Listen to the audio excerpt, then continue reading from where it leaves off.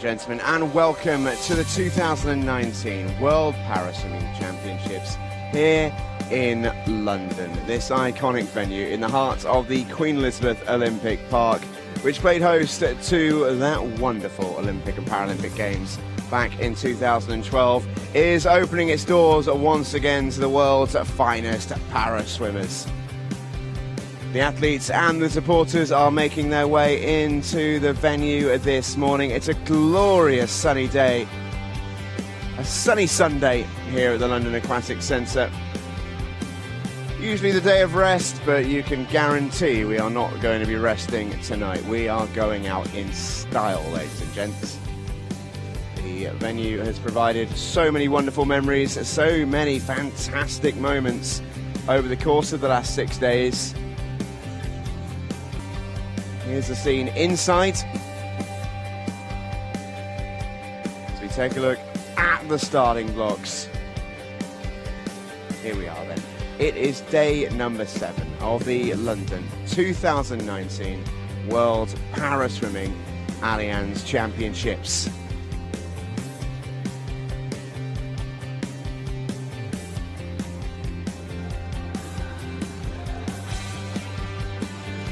Stephen Jameson here once again with you this morning alongside Liz Johnson. And Liz, that's the cutest crowd shot we've seen all week. We waited till the last day, but we've had 6 fantastic days, and there's a lot of quick races that are going to really light up the pool today. So many sprints to close out what's been a brilliant week. Yeah, absolutely. In swimming we have a saying, last one, fast one, and this morning we really are in for a treat with a lot of 50s. The sprinters are going to be out in force. We saw the Irish there. It's a big day for them. Their European champion Ellen Keane goes in the breaststroke. And it's great to see the crowds filling up. Again, all of the countries really well represented. People have travelled from all over to support. Yeah, it's great to see. Ellie Chalice's team are in. So is Maisie Summers-Newton's fans. Plenty of host support this morning. Let's take a look at the schedule. We'll open then with a 100 breaststroke for both the SB6 and the SB8 athletes. Keep an eye on Brock Whiston going in the women's 100 breaststroke SB8. Smashed the world record in the 200 IM yesterday, and her breaststroke was out of this world. We've got the 53 for the S13s as well as we reach about the halfway point of the morning. 100 fly mixed in for the S14s as well. As you can see, a fair few 50s in there. The S7s and the S9s will go quickly. It's the 100 free for the S5s as well as the S11 distance event. We round out the morning with the women's 100 metre freestyle S3 as well as the S3's distance event, the men's 200 free.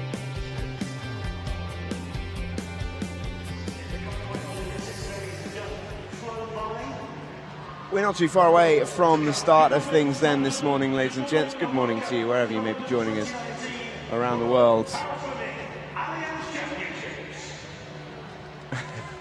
The headgear has been almost the most impressive thing this week. It really has. Yeah, there's almost been a little competition between countries within the crowds. I think it is very exciting to see just how involved these supporters are getting. I'm also loving these homemade banners. Yeah, some really creative ones, hasn't there? And they're spotting themselves on the big screen in the venue as well.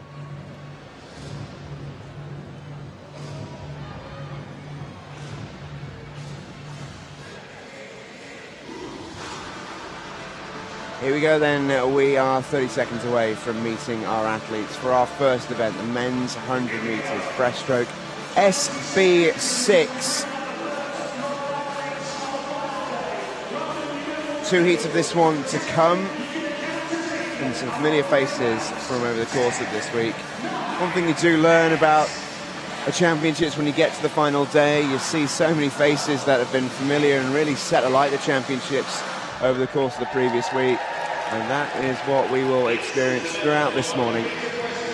We kick off with the men's 100 breaststroke SB6 then. Japan had a wonderful night last night. Tomotarou Nakamura goes in lane 3 for them in this one. Here's the pre-race favourite though, Nelson Crispin of Colombia. Second quickest in the world this year. Here's your start list then for the first race of the final day, the men's 100 breast SB6. Levy, Australia. Nakamura, Japan. Crispin, Colombia. Bjornstad, Norway. Austin, USA. Gutierrez, Bermudez, Mexico.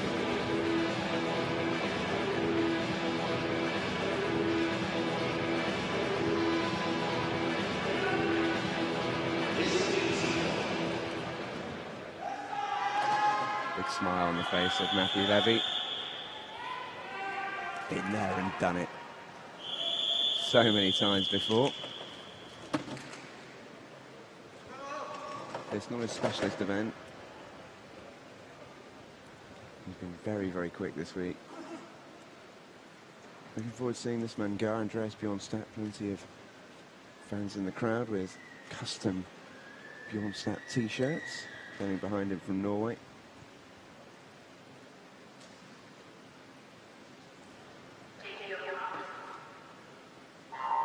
And we are away. Our first race of the morning.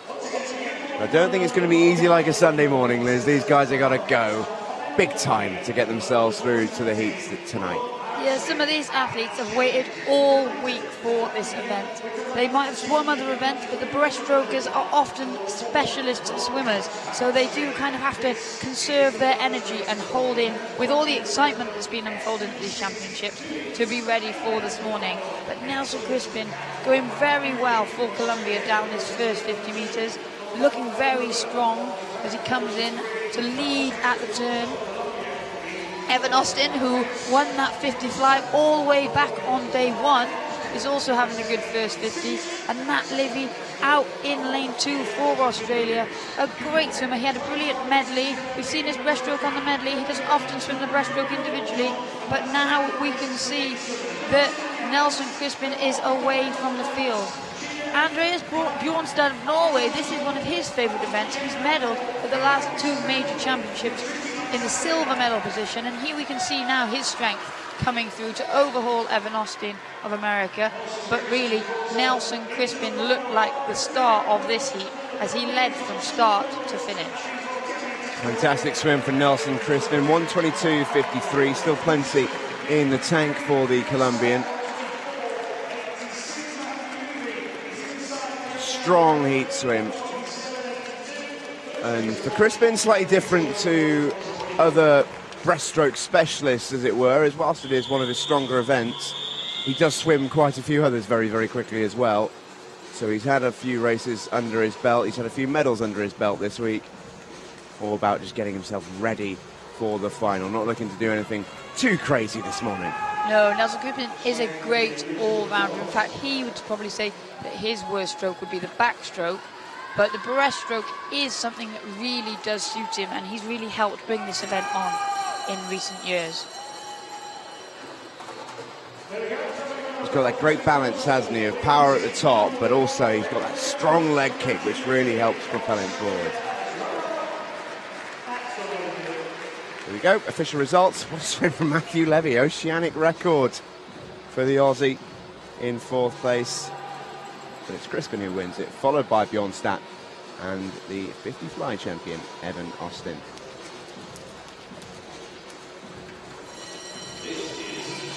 Here's the start list then for heat number 2. McRae, Switzerland. Trusov, Ukraine. Malia, Israel. Boadiko, Ukraine. Yang, China. Gutierrez, Bermudez, Mexico.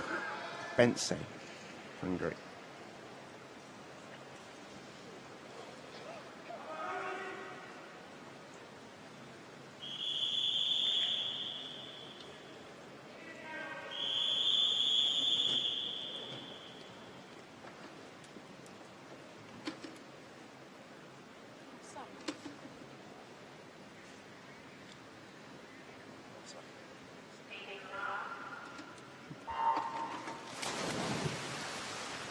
Well, the class of this field on paper is Yevgeny Boadiko in lane 4 for the Ukraine. He's the world record holder, he's the Paralympic champion, but he's had to swim from outside lanes in finals quite a bit this week. he is an example of an athlete who has been waiting all the way till day 7 to get his best event on paper of the week underway. And here we can see he's going very well, but also going very well is the in-form Israeli swimmer, Mark Malia. He had a fantastic 400-meter swim to be not only crowned champion this week, but to break the world record that had stood since 2013. So we know he's in good form, and we also saw him go very, very well in the 200-meter individual medley, and the breaststroke, where we thought he would get overhauled, was actually where he held his own. But the unknown athlete in this event this morning is Yang Hong of China, who is at the top of that picture of those 3 swimmers in the silver cap for China, and he's going very, very well here in the latter stages of this race. He really is. And in towards the red zone they go. It will be Yang, I think, who's going to get there. Strong finish from the Israeli Mark Malia. And Baladyko over a second back. That's the 1, 2, 3. Rest of the field coming in quite a long way behind. Malia for sure is going to be one to watch later on.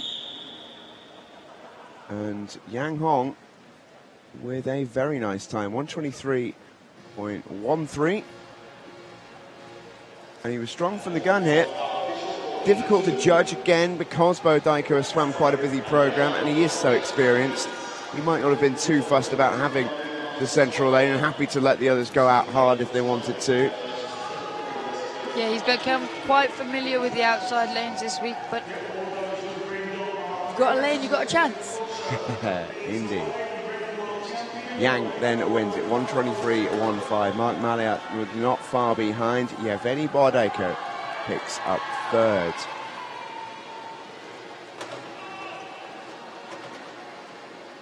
Nelson Crispin will have at lane number 4, then Yang and Malia will be either side of him. Yevgeny Baladyko and Andreas Bornstadt will offer threat from outside. Here comes the women's event then.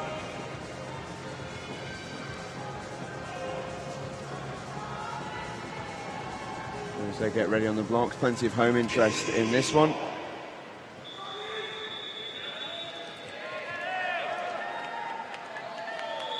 Beirut, Canada, Lettenberger, USA, Savtseva, Ukraine, Herzog, USA, Liu, China, Summers, Newton, Great Britain, Simmons, Great Britain, Marks, USA, Turner, Ireland, Kisser, Canada. Well, this is a full heat, but they only need to lose 2 swimmers. So again, we'll see a range of tactics and techniques used here to get ready for the final. But Sophia Herzog of the United States of America, she has signaled that she would love a good lane draw for this evening because she knows it's going to be a very, very fast race. In the lead at the moment, it is Great Britain's Maisie Summers-Newton, former world record holder, in fantastic shape this week. She broke the world record in the 200-meter individual medley, and now she's going very, very well here.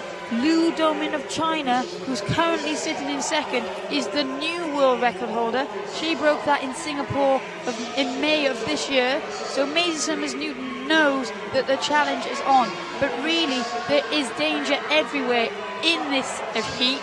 So people can't hold around too much because there is a lot at stake in the final. And here we see Liu Domin starting to move up into line with Maisie Summers-Newton. And now it's those 2. The rest of the field follow in. Ellie Simmons is in this race for Great Britain. She's been a medalist on the world stage in this event. But here, really, these 2 are setting up a battle for this evening. Been a really, really good performance from Liu Daomin, 1:33.4. That was quick. Goodness me. Championship record in only 0.04 of a second off her world record in a heat where they're pretty much already guaranteed to go through to the final. Something tells me that world record is not going to last the next 24 hours. Wonderful swim from Liu Daomin. Maisie Summers-Newton went out with her, and she will know the nature of the danger for tonight. That is going to be a heck of a race. Yeah, the race was definitely at the front of the field there. Ellie Simmonds of Great Britain just touching out Sophia Herzog of the United States of America to get third and fourth into that final tonight. But they broke the 1 minute and 40 barrier, which they were both looking to do this morning. But it's difficult to see past these two athletes for that challenge on gold. Ellie Simmonds going in third, as you say, and with a long way back. That's a stunning race from Liu Damin and Maisie Summers-Newton. And that one could be really one to watch a little bit later. Those are confirmed results. We'll drop Danielle Kisser and Ahalia Lettenberger for the final. Nicole Turner will have an outside lane for Ireland.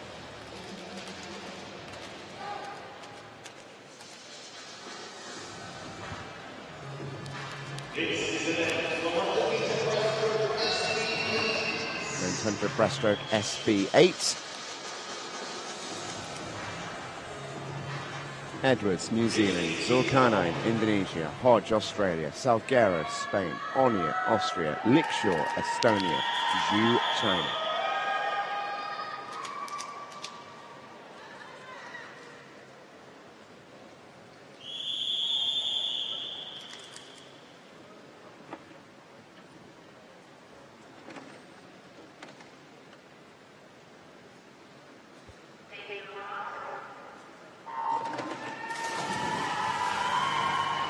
Well, in this heat, in the centre lane, we have Paralympic champion from Rio, Oscar Salguero Galisteo of Spain, and the bronze medalist for Austria, Andreas Onea. So they will be looking to go well in these heats this morning, because the return of Andre Kalina awaits in the second heat. But going very well here, Spain, back-ending the meet, so to speak. They've really picked up some great performances and great medals in the last couple of days of this event, and Salguero Galisteo will be looking to add to that as he turns first with a comfortable lead, 2.6 seconds back to the next competitor. Out in lane 6, Robin Liskor of Estonia going very well here, and now it is Andreas Onea of Austria that's starting to make his move to go into a comfortable second place. But really this heat is all about the Spaniard Salguero Galisteo as he comes into the final 5 meters. Yeah, he's really setting a pace, isn't he? The Paralympic champion, 69.29. He knows Andre Kalina will come at him very, very hard tonight. And that's just a message from the Paralympic champion. Didn't have to beat Kalina in Rio, of course, due to the Russian ban. And in his stead, Oscar Salguero was terrific. This will be an acid test for the Spaniard. Good swim though in the heat, 69.29, very strong. Andreas Onea, 4 seconds back. As Salguero took it out very, very hard. What has the Russian got in response? There's the official results. Salguero, Onea and Lickshaw. The 1, 2, 3. Tim Hodge going well as well. Should be enough to get him a spot in the final, but he'll have a bit of an anxious wait over the next couple of minutes.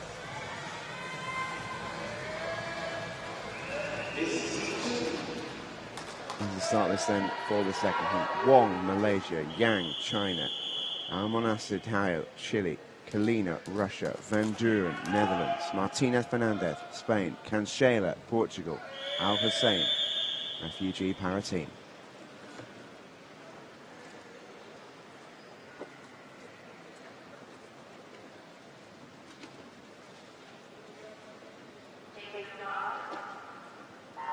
Well, not only has Andre Kalina had to wait years for international competition to return for him, he's had to wait all week to get his event, and he will be raring to go. Yeah, this is his main event. He's won this Paralympic title in Athens, in Beijing and in London, so he is the class of the field. But also going very well here is Tim van Duren of the Netherlands in that black cap in lane 5.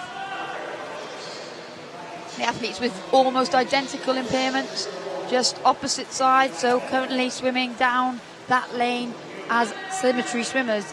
But it is Van Duren that leads by just under half a second from Kalina at the turn. But Kalina, we've seen already this form that he is in. He put in a brilliant leg for the Russians in the medley relay team on Friday night.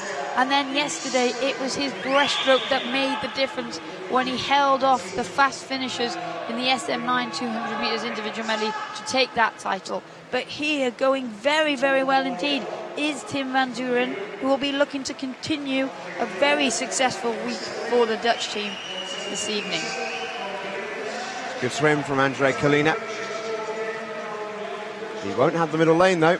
We saw Oscar Salguero take it out hard for Spain in Heat 1. He will have lane 4. First little victory won by the Spaniard. Kalina won't be overtly concerned though. He knows he's swimming well.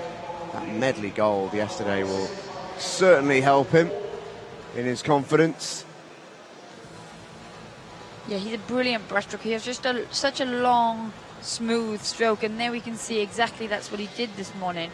He used the length of his stroke, kept his stroke rate fairly low, which means he's probably got more power to generate this evening. We're in for an exciting race. Confirmed results are in. There's been a DQ in that one as well for Ibrahim Al-Hussein. Kalina wins it, Van Duren second, Amanatid Hail third.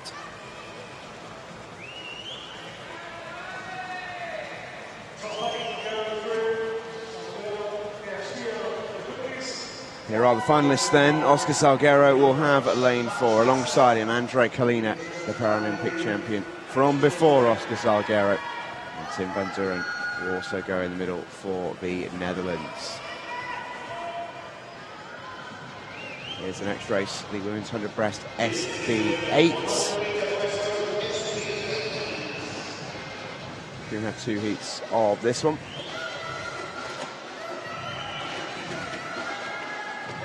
Christensen, Denmark. Istialova, Russia. Keane, Ireland. Radzetdinova, Russia. Cooley, Greece.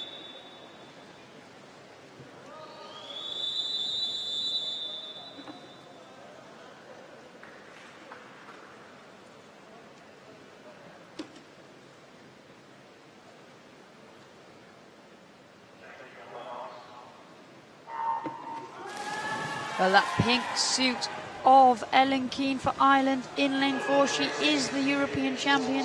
She is the Paralympic bronze medalist. And this is the event that she has been waiting for. But going very well in the breaststroke leg of the medley last night was Victoria Ishilova, the young Russian teenager that is having a superb meet at these championships.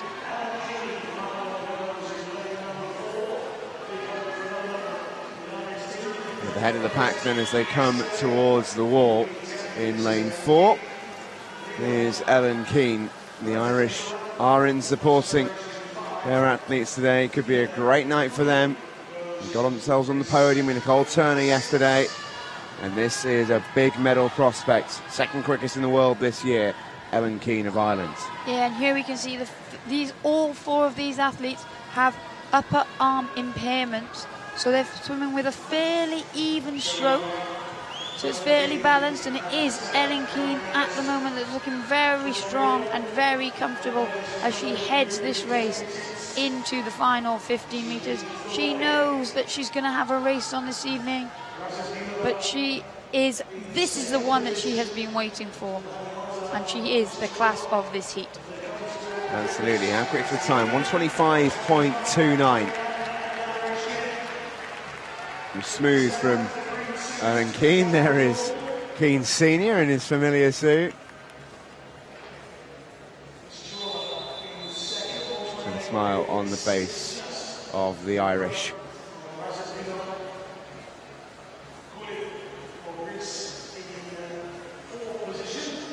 A strong swim this from Ellen Keane. It's been a strange sort of year for her because she's sort of almost cope with the emergence of Brock Whiston. Ellen Keane so conquering the year before, and then Brock Whiston from Great Britain has almost come out of nowhere, and that's difficult to deal with as a swimmer when you can't really do anything about all of a sudden not being the quickest in the world. Yeah, and that's when you say you can really only focus on your own performances and your own processes and trying to make yourself quicker. But there we see again, they only have to drop 3 swimmers from heats to finals here. So it was a very strong but comfortable performance from Keane. And it didn't really give us a huge indicator of how quick she could potentially go this evening. Yeah, I think Keane holding her cards a little bit close to her chest there. There has been a DQ in that race, so Gakuli of Greece has been disqualified, which means we only have to drop 2 more swimmers from this heat combined with the next one.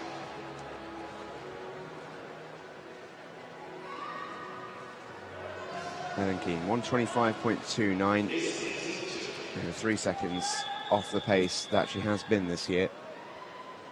So a smooth heat swim. Here's the start list for the second heat. Hazakiros, Costa Rica. Marquez Soto, Spain. Whiston, Great Britain. Roxon, Canada. Shen, China. Novina, Croatia. Well, a Paralympic champion, Katarina Roxon of Canada, is in lane 5, and she swam superbly well in Rio to take a gold medal in an event that was dominated previously by Russian swimmer Olesya Vladikinova, who was also an amputee between Beijing 2008 and Funchal 2016. But, as you said, Steve, in this year, it has been all about Rock Whiston, who burst onto the scene in Glasgow this year, really set her stall on this event. 36.24 as her first 50 is incredible. We can see she's got a very different stroke to Katarina Roxon there. Very strong, high stroke rate, and we saw just how powerful her breaststroke leg is in the 200-meter individual medley last night. That is where she made her move, and that is what won her the race. And you can see here she does have an imbalance in terms of she's over to one side, but in terms of her actual arm pull and leg kick, she does very well here to maintain an even stroke as she comes in to take this heat in a championship record 1:16.11. She's taken down that championship record by a long way. She's a good 6-7 seconds quicker than Ellen Keane from heat 1. And Brock Whiston's world record is 2 seconds slower. It's 2 seconds quicker than that. That was, in relative terms, a very smooth and very controlled swim, which is very scary news for the rest of the field. Brock Whiston has been fantastic this year since bursting on the scene. The breaststroke leg of the relay on Friday night announced her introduction onto the world stage as she claimed a gold medal.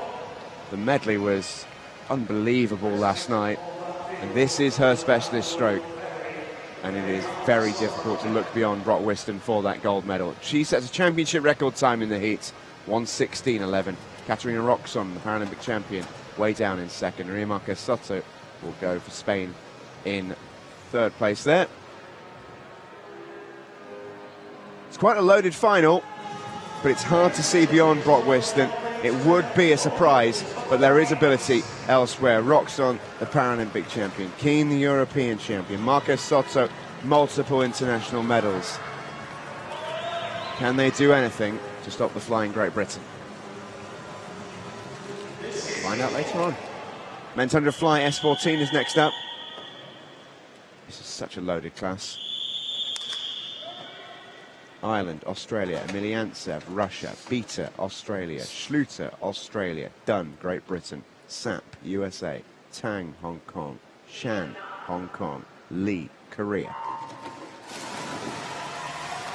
Well, as ever with the men's S14 events, there are 2 very full heats, very competitive heats, and the 100-meter butterfly is the newest individual event to the S14 program. So still the relatively unknown of what people can do around the world. We saw it at the World Championships in Mexico, but there were diluted competition there due to the unfortunate earthquake and then the reschedule of the event. But here we see the powerful freestyler Reese Dunn taking out this fly at the first 50, but he's got company from USA's Lawrence Sapp. Down they come then towards the finish. And Rhys Dunn is taking this one out really, really hard. Disappointed yesterday to miss out on a gold medal. It's almost like he's making up for that this morning. It's a very quick heat swim. Championship record gone again in the heats. Lawrence Sapp in second position there, showing America's record behind him. That was lightning quick from Rhys Dunn. Set a world record pace yesterday alongside Daita Kairin, but it was the Japanese who just pipped him to the post to set the new world record. He's had a really good maiden international competition, Rhys Dunn. Looks a real find. And then from Plymouth, credit as well goes to Lawrence Sapp of the USA, America's record in the heats. Those two looking in fine fettle as they make their way through to the final. Well, barring a miracle from heat 2. Not official yet.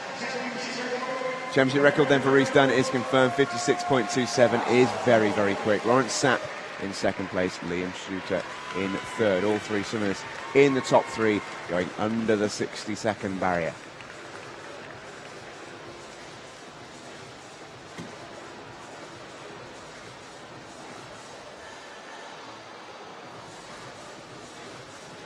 Never too young to start supporting your host nation.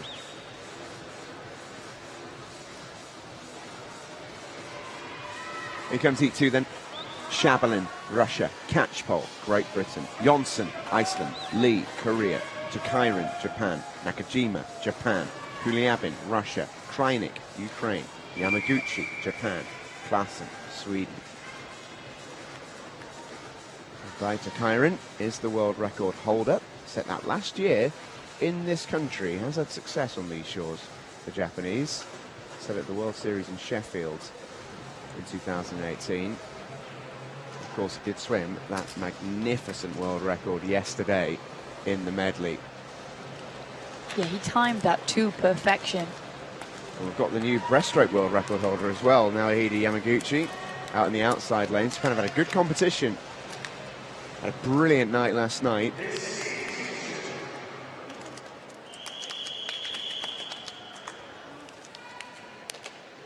There's Nakajima, one we haven't mentioned. He goes in lane 5, third quickest in the world this year.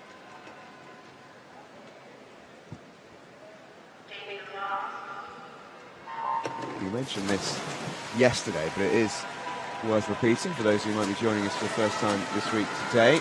Over the weekends, the broadcast has been beamed live on terrestrial TV in Japan. It almost seems like yesterday the Japanese swimmers are fully aware of that and really put on a show for their nation, hosting the Paralympics next year.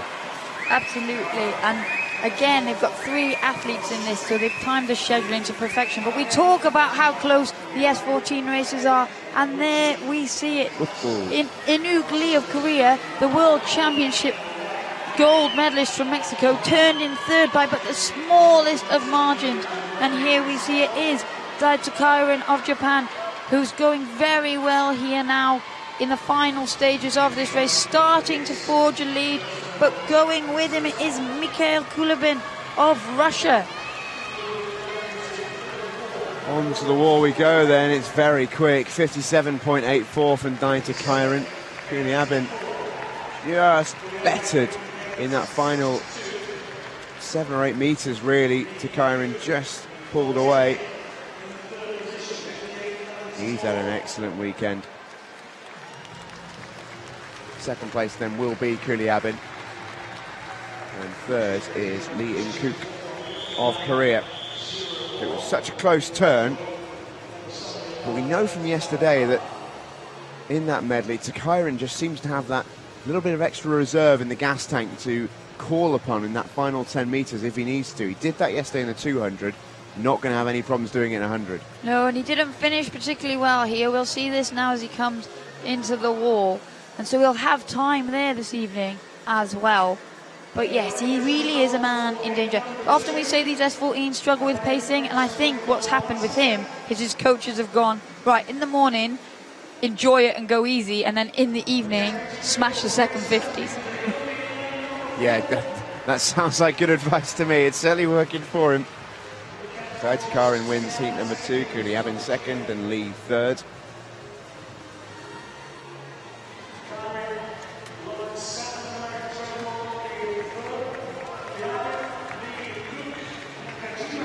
Finalists are confirmed. And Reestan of Great Britain will have lane 4.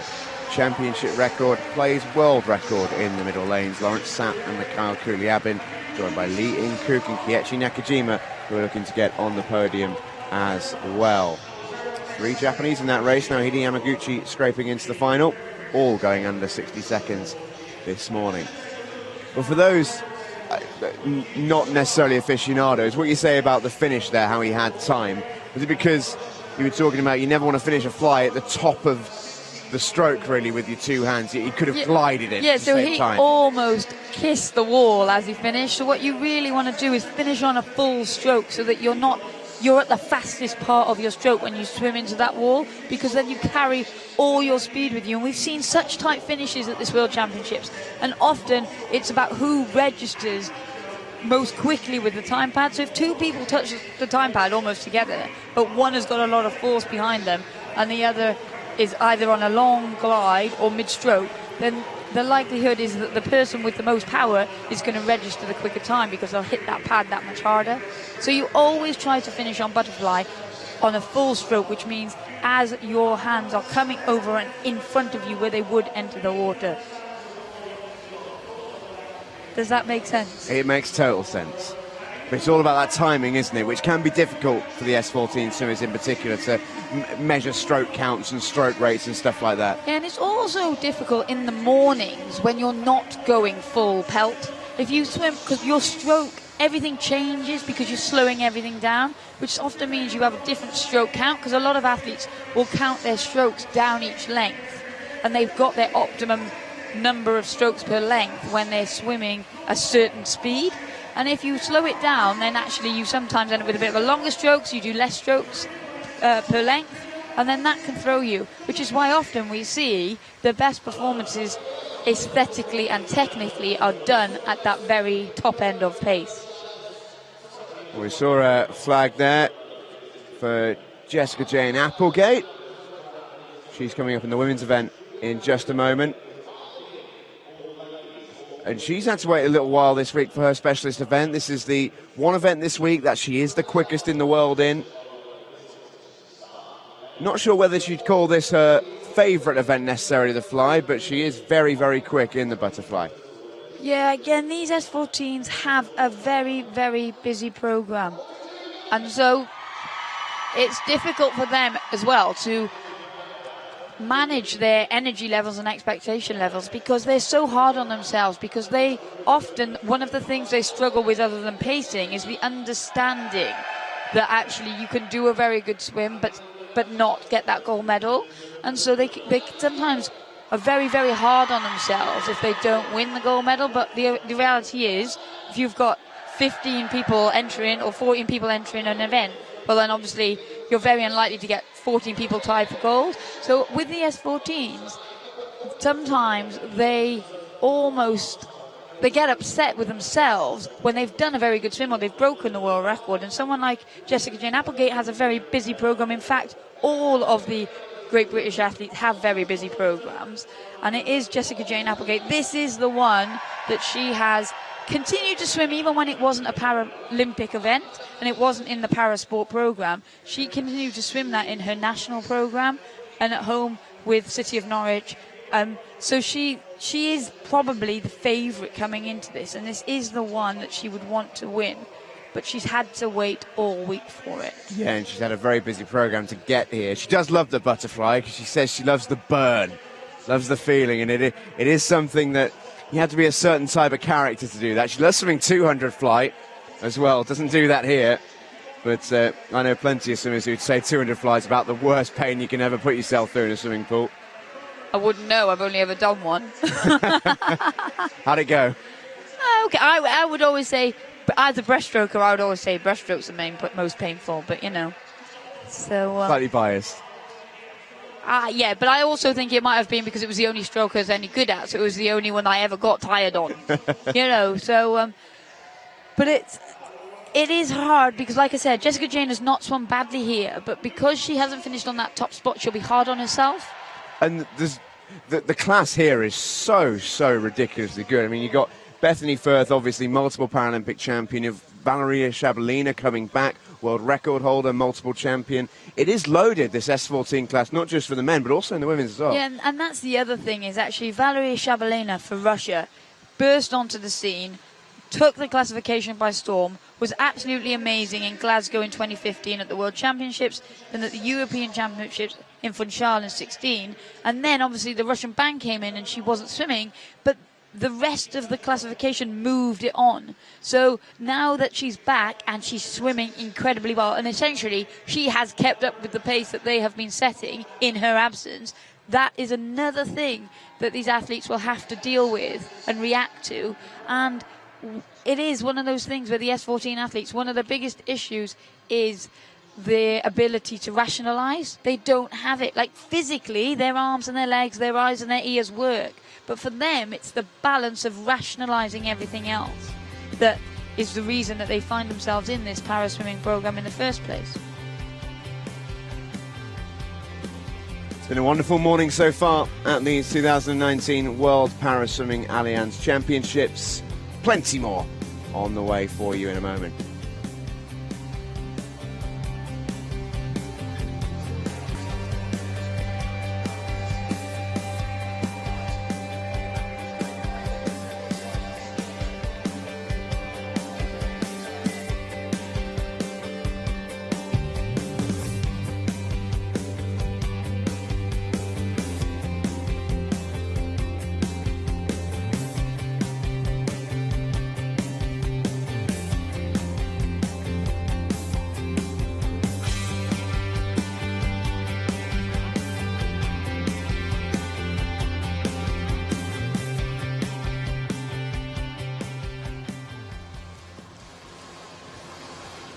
It is a glorious morning inside the Aquatic Centre, but also, as you saw there, outside the Aquatic Centre, the Olympic Park, looking magnificent. And after a short interval, we are ready to go. Women's 100 fly S14.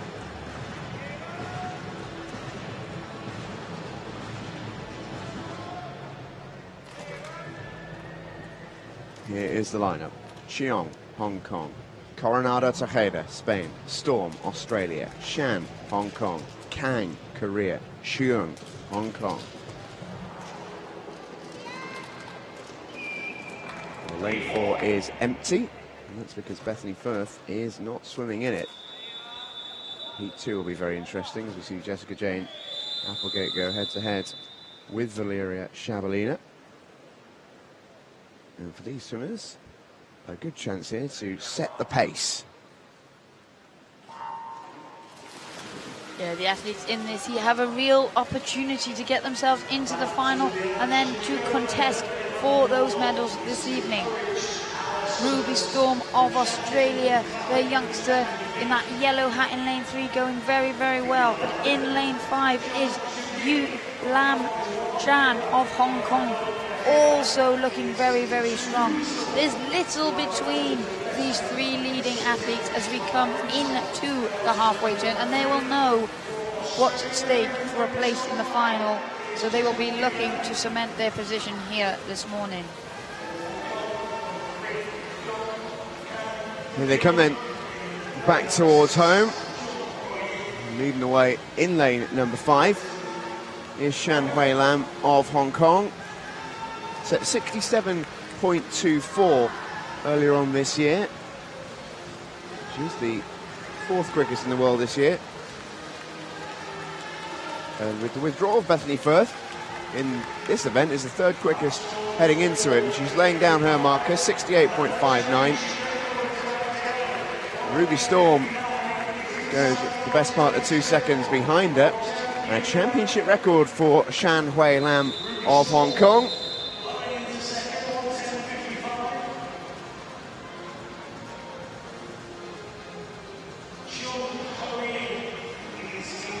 .59 then is smooth by Shan's standards. She is capable of going quicker than that. No surprise that championship record come tumbling.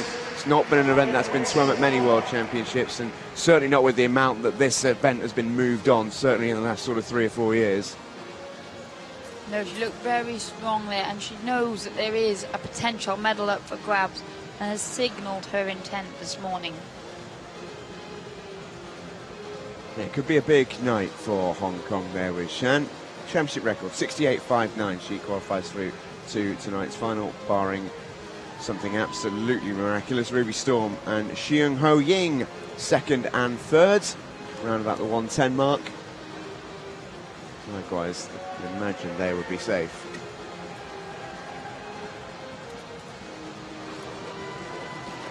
Here comes Heat 2 then. Lindberg, Sweden, Morier, Canada, Corrie, Australia, Applegate, Great Britain, Shabalina, Russia, Indriani, Indonesia, and Falk, Austria.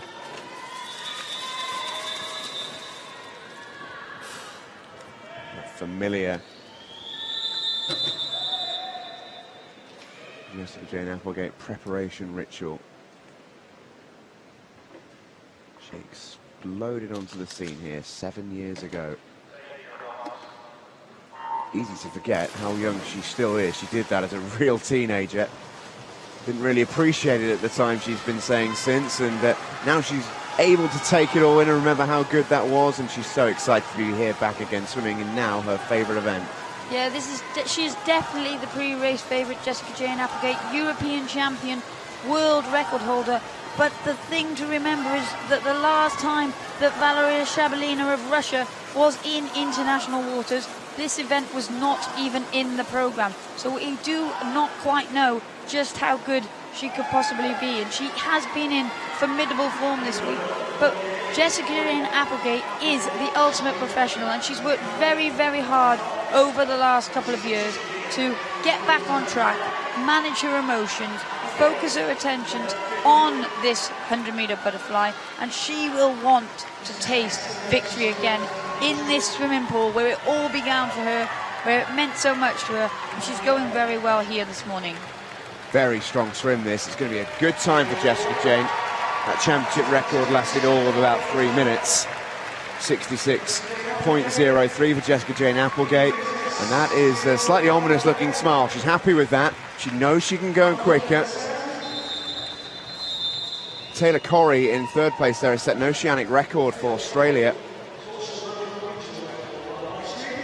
And that's somewhat the big hug is for.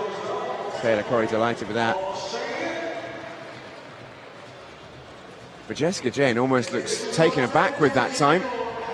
Yeah, all smiles there for the ladies in the middle. And again, I think she'll be happy to get that under her belt because, as we said, it's a fairly new event to the programme. So whilst Jessica Jane has been continually putting in good performances in this 100-metre butterfly, there's always that danger that you don't know just the threat of the other athletes in the race, especially when they're from around the world and you don't get to race them that often. Shabalina did come in second place, 67.12, by no means slow. That race is going to be fierce tonight. You can just sense it. Those two will be in the middle lanes. Taylor Corrie, likewise, all three of them going inside the championship record that Shan set about 3.5 minutes ago. Jessica Jane Applegate then will have lane 4. Shabalina and Corrie will flank her. Shan, Storm and Indriani will have the outer lanes.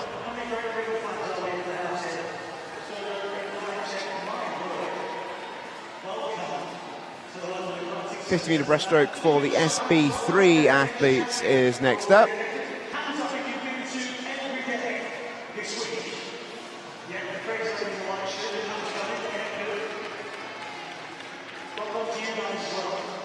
And here come the athletes for heat number 1. There is Taka Suzuki.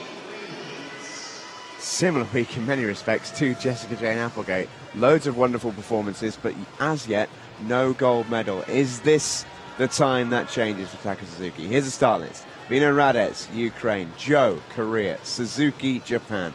Kelly, Australia. Martinez, Spain.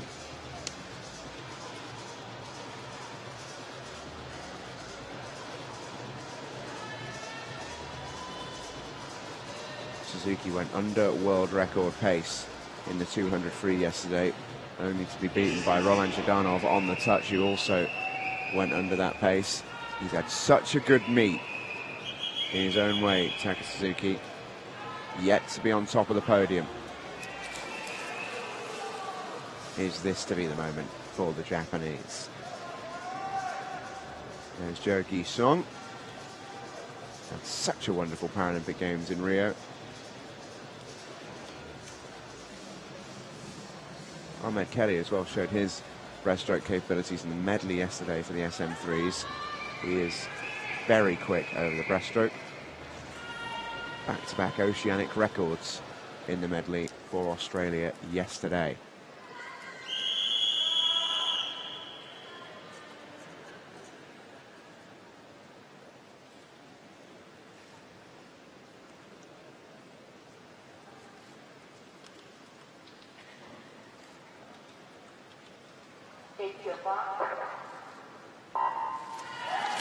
Well, a range of starts in this one. Taka Suzuki for Japan in lane 4 and Ahmed Kelly for Australia in lane 5, going from the block and making the most of that advantage. Here we see different strokes.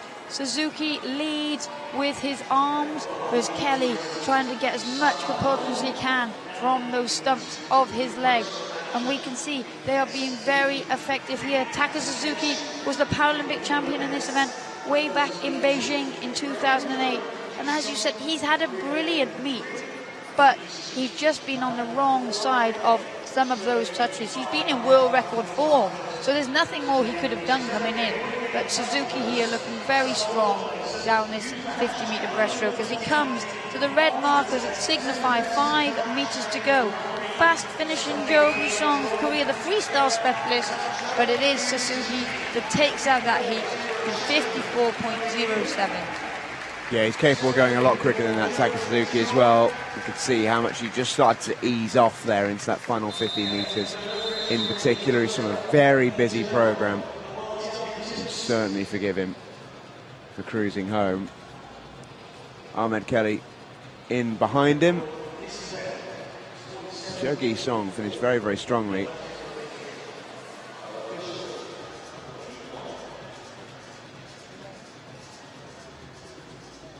That great underwater shot there again, showing the differing starts and the different techniques of these athletes. But over the course of the 50 meters, it all balances itself out. And there you can see Taka Suzuki finishing very strongly into that wall.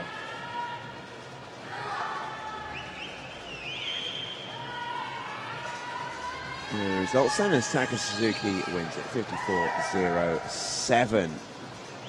Heat 2 on the way in just a moment.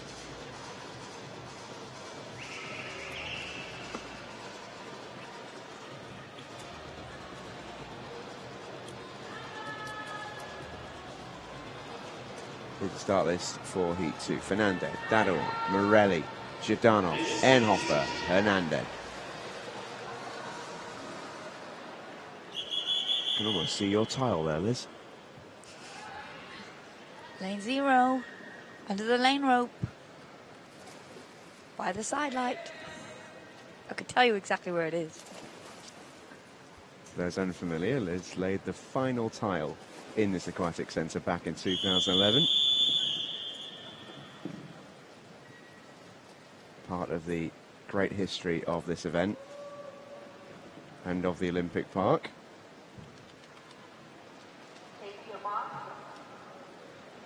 But realistically, tiling was just your side hustle. It just happened to be the last one. Absolutely. Breaststroke is the best day for me. And here also breaststroke is the best day for Efrem Morelli of Italy in lane 4. That blue cap, he is the European and world champion. And he's had to wait all week for his main event. We've seen him to put in very impressive performances for the Italian team in the relays, but this is the one where he really wants to get in and join that Italian party and add to their gold medal rush. He won't have it all his own way, but here he is setting down the gauntlet this morning as he's got a sizable lead over the rest of the field as he comes in to take that touch in a very quick 48.24. Championship record for Efrem Morelli. You can almost see the difference there between Morelli and the likes of Zhdanov and Suzuki, who's from much busier programs. Morelli has been waiting to the final day to make his impact on this competition, and he is not going to hang about. 48.24 is not the quickest time he's swam this year, but it's the quickest time anyone has ever swum this in a World Championships. Great swim from the Italian. He is looking raring to go ahead of this evening. But in a way, he's got no real indication of how quick Zhdanov and Suzuki are going to be, so he's going to have to be on his guard. That's a fine swim from Morelli of Italy, whose only previous experience of this pool this week was in the relay. And he'll be very pleased to, at last, get going on the breaststroke. Yeah, you make that point, Stephen. It's exactly true. Every athlete comes in with their own objectives for a heat swim. So whilst you'd like to get the confidence from looking at what other people are doing, really you have no way of getting inside their minds and knowing exactly what they were thinking as they were in the water. So you can really only focus on yourself, and you hear it so much in swimming. People say we focus on the process, but the reality is that's exactly what you have to do. And by that people mean just making sure every step of the way to your start line is under your control as best as possible, and you do everything within your power to give yourself the opportunity to swim quickly. Yeah, we're still waiting for the times to be confirmed, and they just have been as well. Efrem Morelli does indeed swim a championship record, 48.24. Zhdanov and Dadawan come in second and third.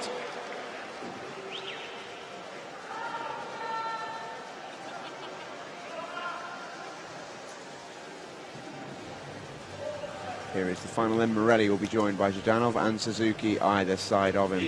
That is going to be very, very close for tonight's final.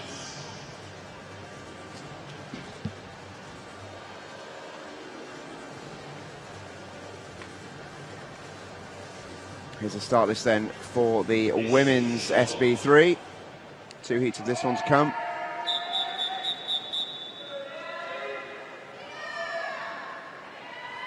Here's a start list then for Heat 1. Burka, Germany. Trimi, Italy. Verbova, Ukraine. Swiderska, Ukraine. Michkova, Czech Republic. Rodriguez, Spain.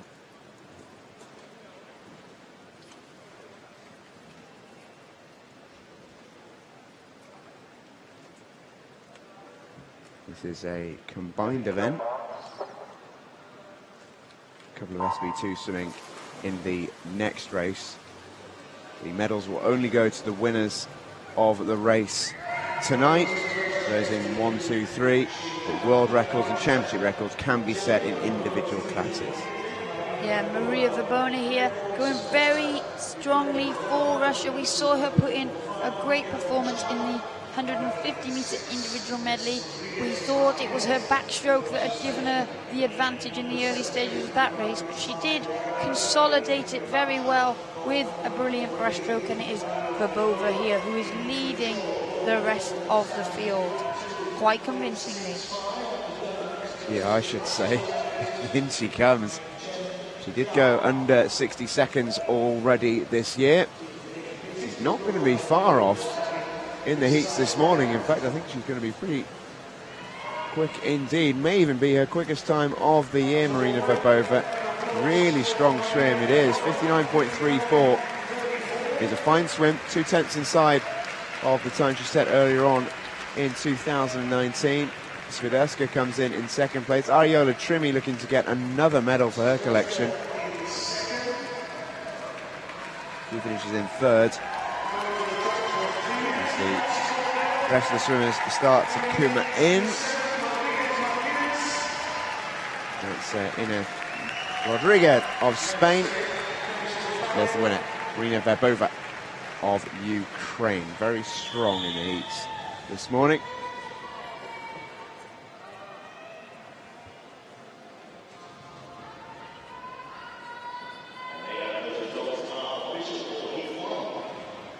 Here we see the different styles of the breaststroke for the different types of impairment, but Verbova has got her technique absolutely down. It's very smooth. And it's taken her to first place in Heat 1. Verbova, Swiderska and Trini, the 1, 2, 3. Bit of noise being made on the pool side for our next heat. And that is because young Ellie Chalice is swimming in her specialist event. Here's a start list then. Safonova, Ukraine. Watson, Australia. Gavrilyuk, Russia. Smith, USA. Vala, Mexico. Chalice, Great Britain. Urenko, Israel. Ellie Chalice and Veronika Gurenko both swimming in the SB2 class. Once again, they must finish in the top 3 tonight if they're going to win a medal, but they can set a world record. And keep an eye on Ellie Chalice. She is the world record holder in the SB2 50 breaststroke. This is her specialist event. Her debut international championships. Ellie Chalice of Great Britain there, and Leanne Smith of America going off the blocks. Everybody else starting in the water, and it was Leanne Smith of America that won that 150-metre individual medley early in the week.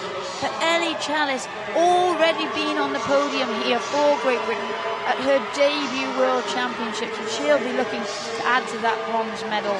But going very, very well at the moment in lane 5. It is the experienced Patricia Valle of Mexico, world silver medalist, Paralympic Games silver medalist, and that's why it's so good that Ellie Chalice is being brought to these championships to gain this experience, because you just don't get to race this level of competition very often in a national event. But Leanne Smith here for America looking so strong this morning, and she'll be looking to double up her tally in heats later tonight. Good swim from Leanne Smith. Via Mexico coming in second place. And there'll be a big roar for Ellie Chalice, who finishes in third place, 1:10.66 for the young Great Britain. Leanne Smith is on an America's record in the heats, 58.9 the winner. A great week, Leanne Smith. Won the SM4 individual medley earlier on this week. She's in great form.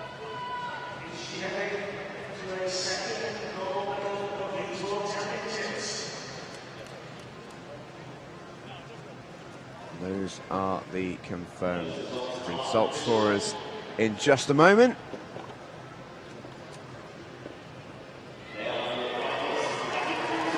Here they go then. Leanne Smith wins it. A big cheer in the venue. I'll tell you why in a moment. Via in second place, Gavrilyuk in third, and Ellie Chalice picking up fourth place. And the big cheer you heard is for Ellie Chalice, who's made the final as an SB2. Great effort from her. Leanne Smith will go against Marina Verbova for gold later on this evening.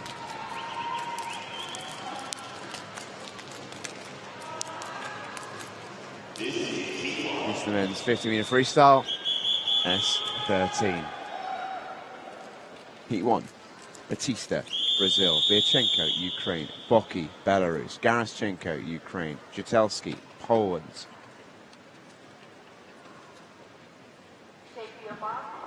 Sanz, Spain. Well, Bock is going to need the underwater here. Only 50 meters to make his impact, and as we can see, he is up in lane 4 for Belarus and has half a body length over the rest of the field. Yeah, he's not the quickest in the world this year. That belongs to Islam Aslanov. But Bock is putting out a statement this morning. This is quick. Whoa, that is really quick. 23.5 is only 3/10 off world record pace from Ihar Boki.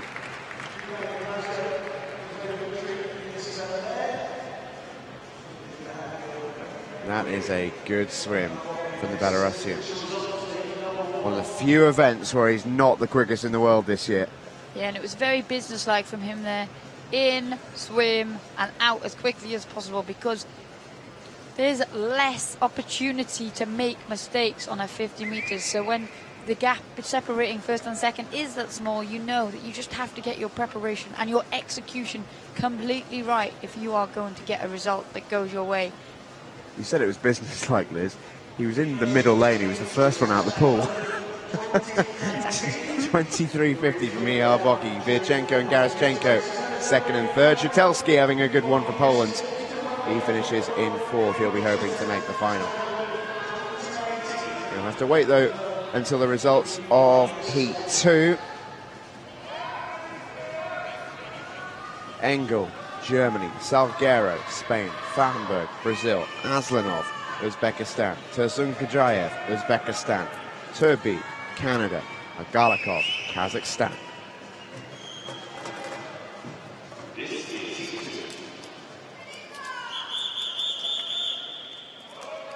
There is Islam Aslanov. He's had a good meet. Taken medals already so far this week.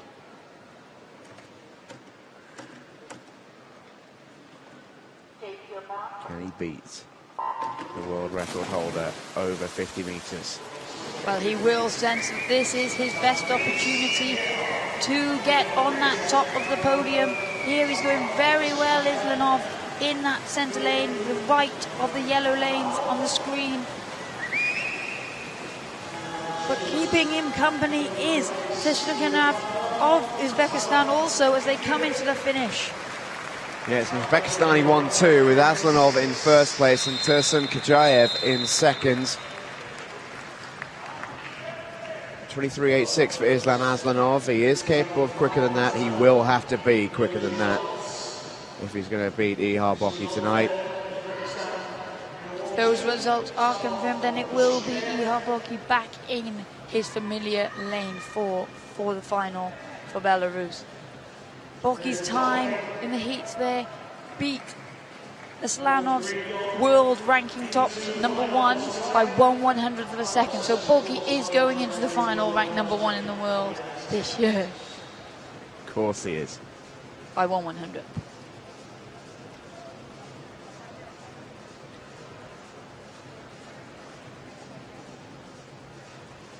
Here's the results then from Heat 2. Aslanov and Tursun Kajayev, the Uzbekistani 1-2. Carlos Falkenberg with a good race for Brazil. The big man coming in third.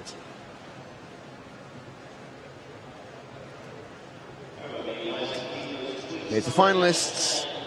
Boki will have Uzbekistanis for company outside him. Aslanov and Tursun Kajayev will offer plenty of resistance from lanes 3 and 5.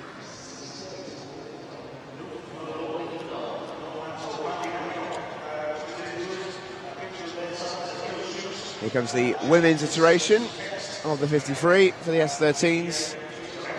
2 heats of this one to come.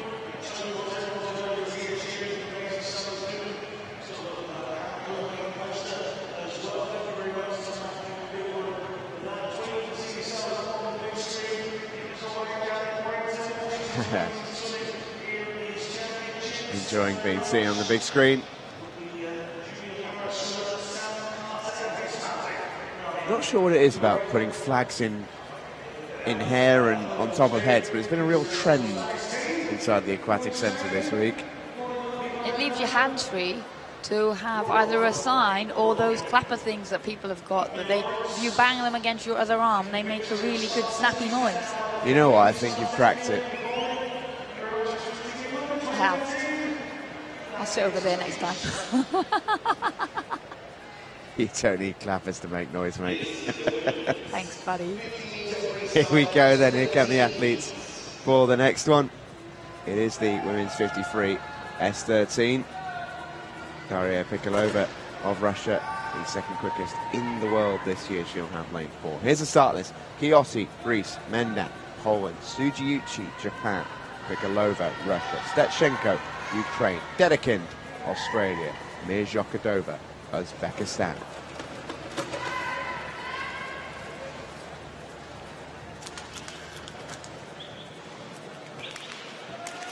Once again, Uzbekistan well represented in the S13 class.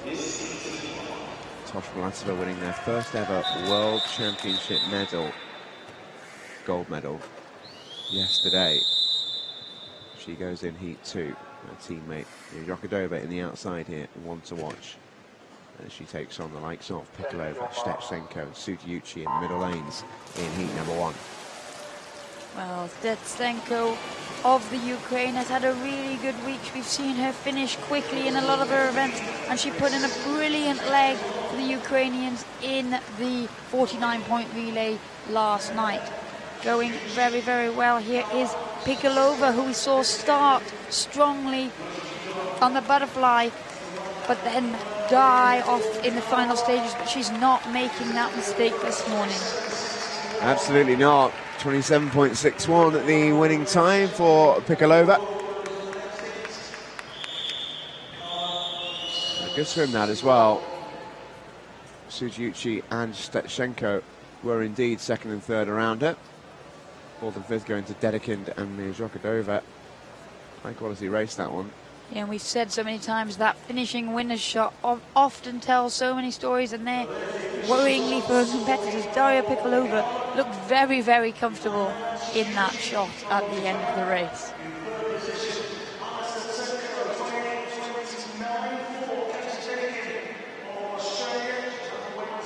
Very smooth.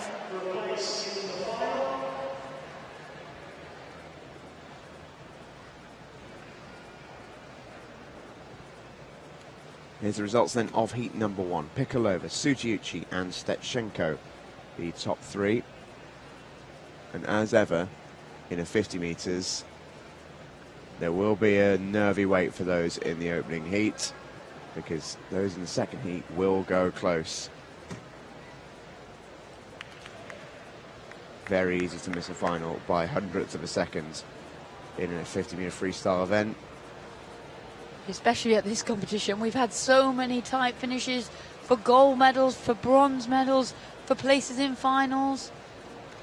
We keep saying it, but the level and the quality and depth of the competition across the entire para swimming program this week has been phenomenal. Yeah, it really has. Can't really overstate it. It has been pleasantly surprising. And so often we see the likes of gold medalists from the Paralympics previously going out again, and you'd never call it boring, but it's dominating, and it sometimes can become a touch repetitive. This week there hasn't been that. The new breed have come through, and they are more than capable of going with those established swimmers, and it's made for some unbelievable races that the Paralympics next year are queued up unbelievably well. Yeah, it's definitely going to be the stimulus that people need to go home for that final training cycle of the Paralympic 4-year plan. They're going back renewed, motivated, inspired, and maybe a little bit fearful that they need to do that work to make sure that they do turn up in Tokyo completely ready and on their A game to perform at their best.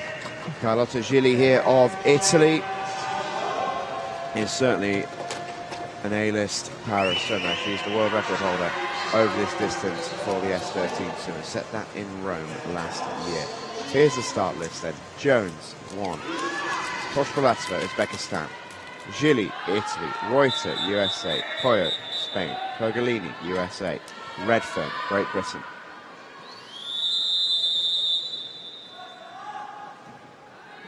And here's Jenna Jones of Australia. Gilli, the world record holder, had a fantastic meet. Yeah, Gili will be the pre-race favourite for Italy. We've seen her swim some controlled heats this week, but in the 50-metre freestyle, you don't really get that luxury because it is so fast, and you can just see here just how close it is. Going very well up in lane 7 is Gia Pergolini of the USA. We've seen her start quickly all week, but now it is the ladies in the middle that are coming through to the front, and it will be Gili that gets that touch by just 0.1 of a second again from a fast finishing Tosh Pilatova. 27.85 for the Italian, 27.95 for second, and it's Martha Ruta of the USA that gets the third touch in that second heat, 28.07 for her. 3 gold medals already at these championships, as well as a silver and a bronze for Gili. She has been fantastic for Italy, and she'll look to sign off in style later on tonight. Yeah, that was somewhat conservative from Gili this morning. She has got a margin over the rest of the field this year, and she'll be looking to find that extra gear tonight.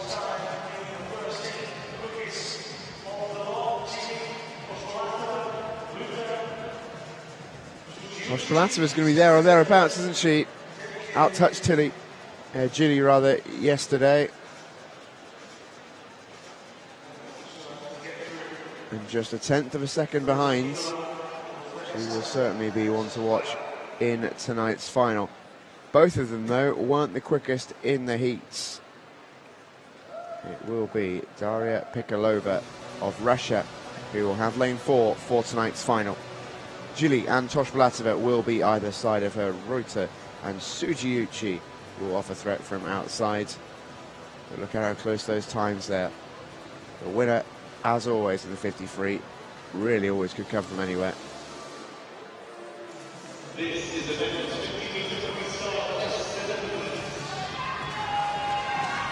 Men's 50-metre freestyle is on its way in just a moment. That's the wall they will be chasing.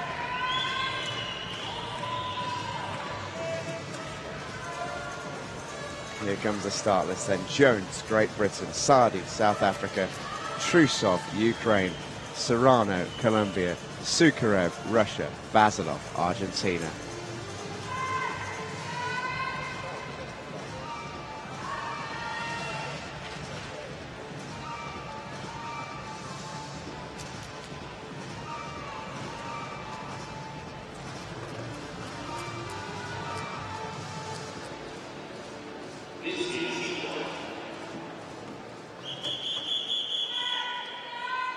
Some familiar faces as ever going in the 50 freestyle. Trusov in lane 4, the quickest in this heat this year, but you can never count out this man. When you can win 100 freestyle from lane 8, you can do anything. Did that last night, he goes in the 50 today. Well, these gentlemen in the first heat cannot afford to hang around. It is very close for a place in the final. And Christian Sardi of South Africa, that's been starting quickly all week, got off again to a very good start. But now it is in lane 6, Sergei Sukarev, the World Championship medalist in 2015, that started so well in that 100 yesterday, that is going very well here at the top of that picture. Great swim that from Sergei Sukarev. Championship record as well. 27.9 for the Russian.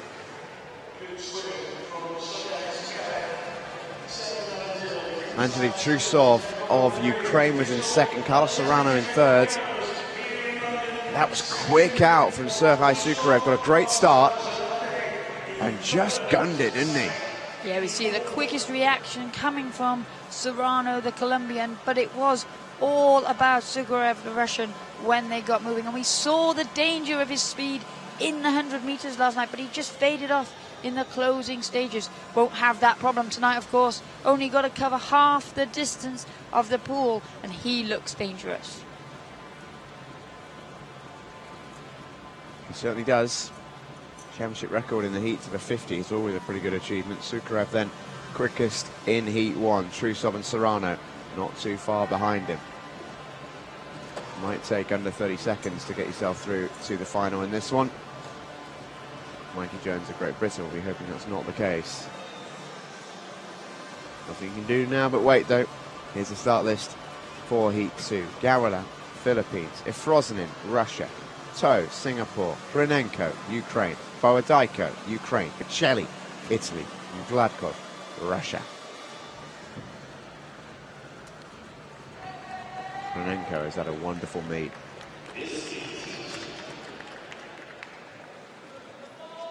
Really has been excellent. Gold in the 100 back, silver in the 100 free for Bogdan Hronenko of Ukraine. He's the quickest in the world this year over the 50 meters freestyle.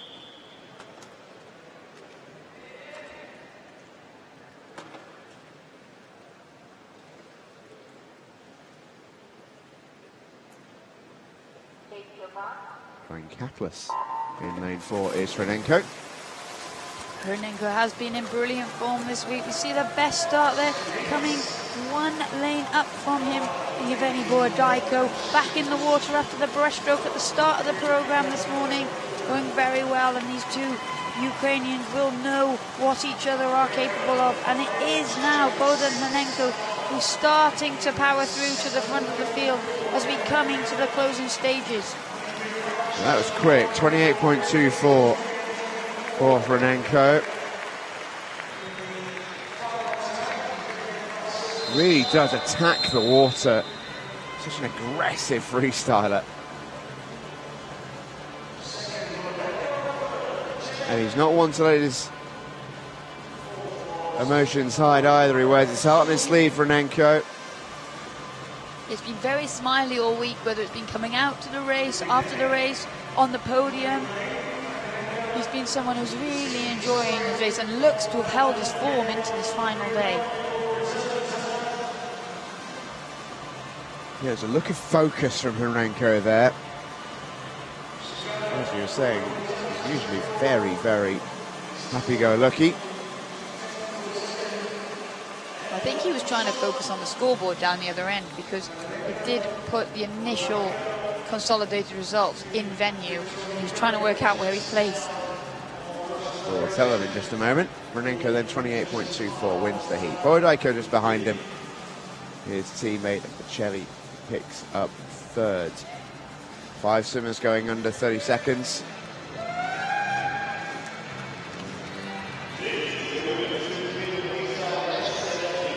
Here's the start list then for tonight's final. Sukarev will be joined by 3 Ukrainians around him and the Colombian Carlos Serrano. That is going to go absolutely anywhere for Sukarev. Looking good for the championship record time in the heat.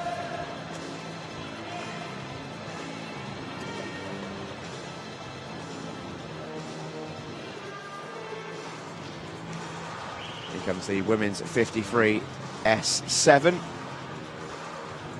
Start list for Heat 1 is as follows. Velasquez, Panama. Thomas Kane, Australia. Wegerman, USA. Cohen, USA. Hontar, Ukraine. Anisimova, Ukraine. Sinclair Maitland, Sweden.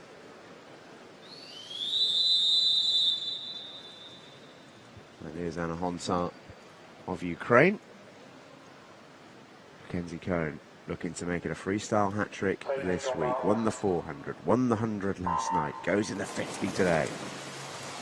Yeah, and a great start from Tiffany Thomas-Kane of Australia. Brilliant reaction times, but the best start, best distance off that block coming from Mallory Wegerman, the other American swimmer in this event in lane 3. She's got history in this pool. She was the Paralympic champion in this event in the S8 category 7 years ago. But Mackenzie Cohen is in incredible form, and now it is the 2 American swimmers that are leading this heat out. In they come then, and it is Cohen, I think, who's just going to get there. Oh, well. Well, she did, but so too did Mallory Wegerman. 33.04, tied in first. And those two enjoy a nice little moment, the 2 Americans. They can't quite believe it, sharing a laugh about it. Well, 50 freestyle races do get very, very close on the touch. It's the nature of them. They don't always tie for first, but there are our winners, Mackenzie Cohen and Mallory Wegerman. of the USA. Pretty sure they take that result again tonight if they could tie for first. But incredible swimming there. That's Maria Wegman's quickest time this year by over a second. So she'll be really happy to be finding her form just at the right time. She is actually the world record holder in this event from way back in August 2010 at the World Championships in Eindhoven. As I said, she won this event in the S8 category in London. So it does have a special place in her heart.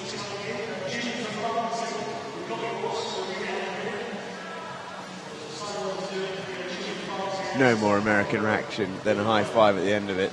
33.04 then for Cohen and Wegerman, who take down Heat 1 together. Hontar and Anisimova not too far back. But they'll have to wait for the results of Heat 2 to find out if they're going to get a spot in the final.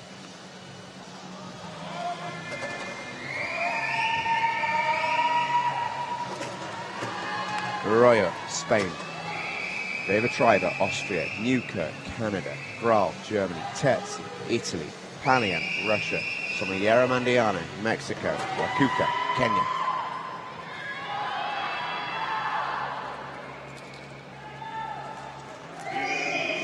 Graal has had a good end to the week here. The German was on the podium yesterday. Is the quickest in the world this year over this distance.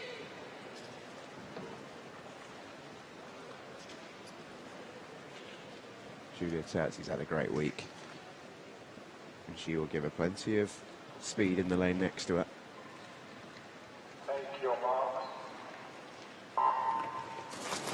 Well, good reactions from Graal in that centre lane, but the best start coming from the tall youngster of Canada, Shelby Newkirk, as they're up and away. But this is the event that Denise Graal has been waiting for. She is a 50-metre freestyle specialist, but up there in lane 6 going very well is Annie Palian of Russia, who was the world champion in 2015. Denise Graal has really stepped up in her absence, and she looks to be taking this out. But Palian with that high stroke rate, finishing fast. She really did. 33.97 is the winning time, and it is Denise Graal of Germany who gets there. German fans well represented as ever inside the aquatic centre. Denise Graal does what she had to do. She takes out heat number 2 here. As our final swimmer from Kenya finishes her individual race, but Graal here was smooth and strong. She knows this is going to be tough with the presence of the Americans. Especially as well, over in lane 6, Annie Palian offering a big threat there from Russia. It's going to be a good final.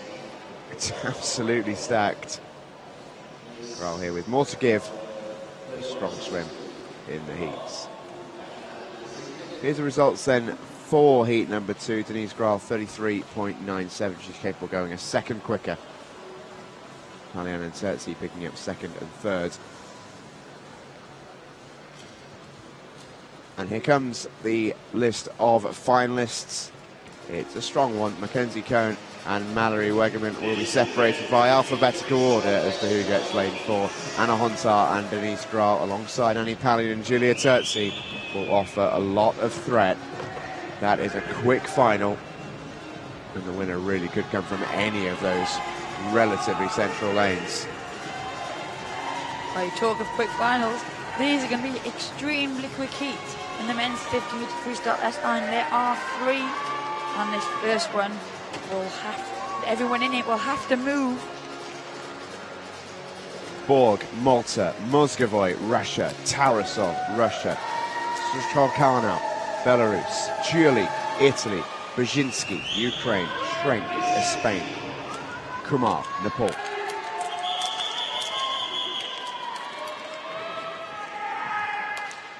I think I'm right in saying this is our first Nepalese swimmer of the week. Great to see the worldwide representation.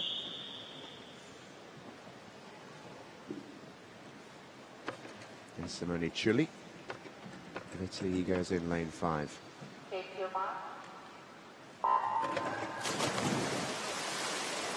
All pretty evenly away there. First to break out is Denis Tarasov of Russia in lane 3. Going very well here, the Russian, but now comes the charge of the centre lanes. As I said, can't afford to hang about in this heat.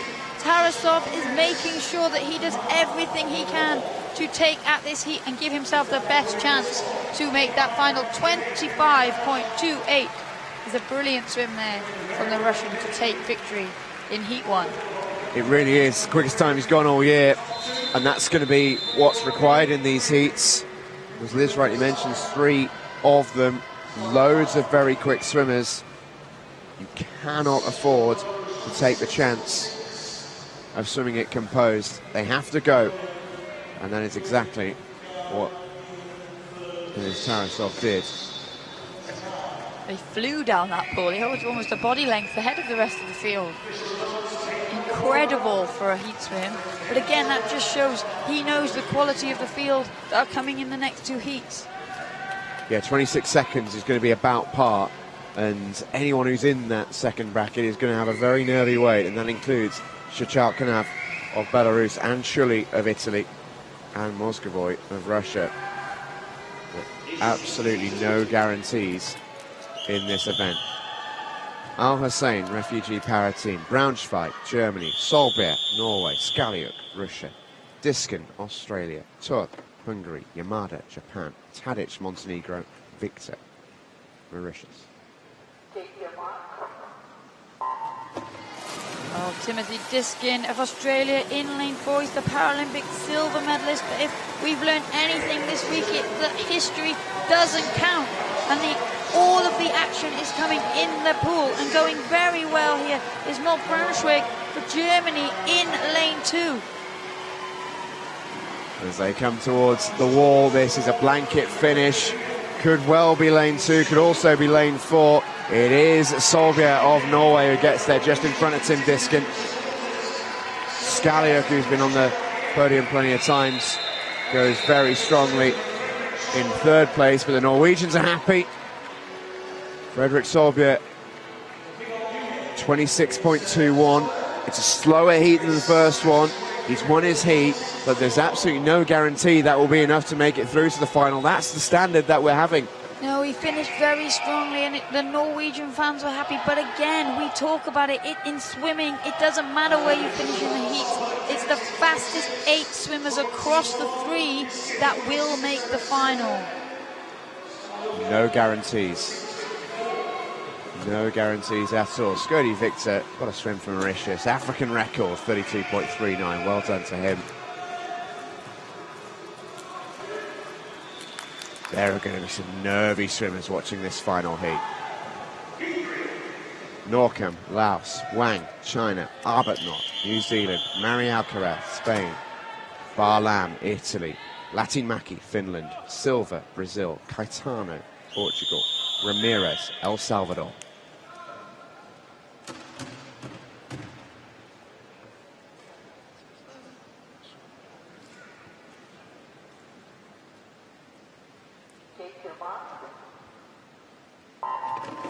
Simone Barlam of Italy, after a few days off, is back in action, and he is the class of the field. He went out like a light in the 100 metres, so we know he has got that front end speed, but the race is on behind him to do everything they can to make that final. And at the moment, it's Huta Silva of Brazil that's leading that pack, but anything can happen in the final few metres. That's rapid from Barlam. 24.78. He's the only one to go 24 point, and he's not far off that world record pace that he set back in his home pool in Italy earlier on this year. The championship record for Simone Barlam. What a week he has had. Well, no doubt there about that championship record and who will be through to the final in first place, but it is an anxious wait for those consolidated results for the other athletes across the 3 heats, because it was very close. It really was. Barlam has had such a magnificent meet. Who can forget those first 3 nights? Back-to-back golds, back-to-back world records in the first 2 nights as well. championship record in the heats here. A nervy wait then for our swimmers. Chloe Da Silva, Gina Catano, second and third. Have they made it? About to find out. It is 26 seconds and it is very, very close. The results are in. 26.43 the cutoff. Bogdan Mozgovoy scrapes the lane for Russia. Tarasov, Solbia and Suchalkanov just behind Simone Barlam. Can anyone stop him? Great to see Solberg make it there, because you'd feel really sorry for him if he won his heat and then didn't make the cut. It's only 2/10 off not doing that. Here comes the start list then for the women's heat one. Tulung, Nepal, Kepkea, Thailand, Patterson, Australia, Gascon, Spain, Veiga, Portugal, Marquez Soto, Spain, Kunkundakwe, Uganda. Sarai Gascon in great form this week for Spain in that centre lane, really utilising that underwater. But here we see now going very well in lane 5 is Susana Veiga of Portugal.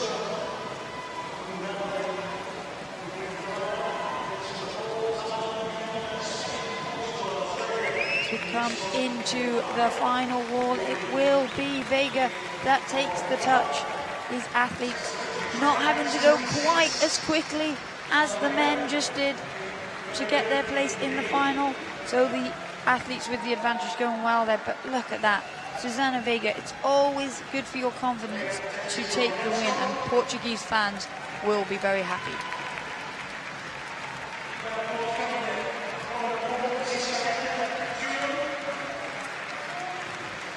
And finishing here is Husna Kukundakwe of Uganda. My apologies, Sarita Toulon on the other side. This is who's finishing. Kukundakwe over on the other side, coming in 6th place. Here comes Toulon of Nepal to finish her race in lane 1. But Sarai Gascon, they're smoothing the heat. She's once again from her familiarly busy programme. With the 50 free, she's such a natural sprinter. This is where she's most at home. But Susana Veiga there going out very quickly for Portugal in the heats this morning. Yeah, with the confidence boost to take that victory, but Sarai Gascon, I'm sure, will have more in the tank for this evening. Lovely reaction there from Susana Veiga of Portugal. 29.76, sub-30 for the Portuguese. Gascon and Kepkea of Thailand, 2nd and 3rd. Here comes the start list then for Heat 2. Segura, Honduras, Markkanen, Finland, Jimenez, Argentina, Pascoe, New Zealand, Smith, USA, Shaw, Great Britain, Batts, Sweden.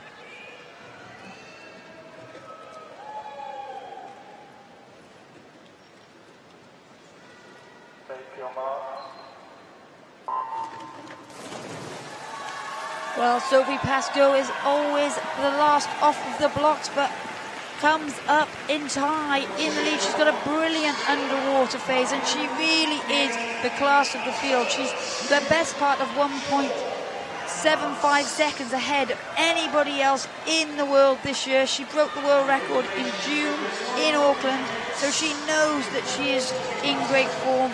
But also going very well here will be Lizzie Smith, the in-form American, with Tony Shaw also having a fantastic World Championship, getting that 3rd place touch in this 2nd heat. Sophie Pascoe looks pleased with that, and so she should be. Championship record for the Kiwi.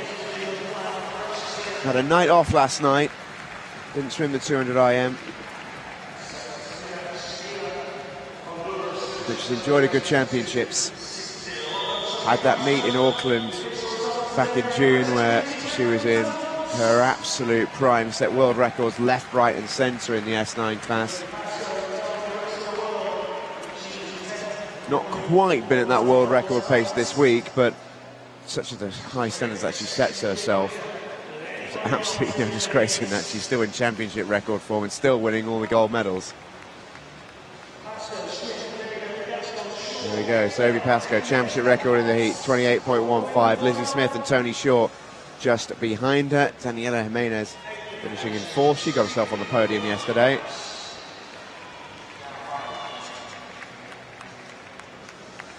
And we're about to find out who has made the final. Sophie Pascoe will qualify through quickest.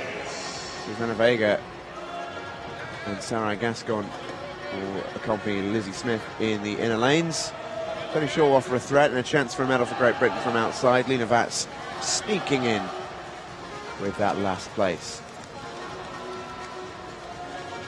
Well, from 50 to 400, from the sprint to the relative distance. This is the men's 400 freestyle S11. Meneses, Portugal, Cantero, Spain, Gunnarson, Iceland, Tomita, Japan, Reina Correa, Brazil, Smirnov, Ukraine, Serbin, Ukraine, Carlson, Iceland. Once again, a reminder, our S11 swimmers are totally blind. They swim with blacked out goggles to ensure fair competition. They will utilise tappers at the start, the turns and the finishes of the race to help them judge where they are in the pool. They'll pick a lane rope and use that for guidance.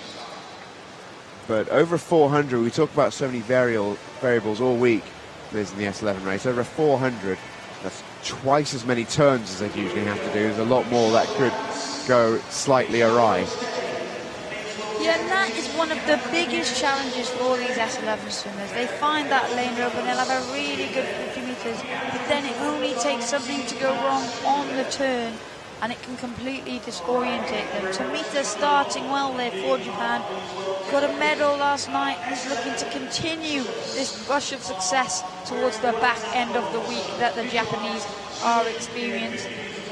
Mateus de Souza, that yellow hat of Brazil, he is the bronze medalist at the Paralympic Games from Rio, and Victor Smirnov, that swimming cap-less head that we can just see in the back of that shot, he is the European champion. So there's a lot of class in this field, but again, it's so important for these athletes to find that lane rope, get into their rhythm and try and swim as straight as line as possible.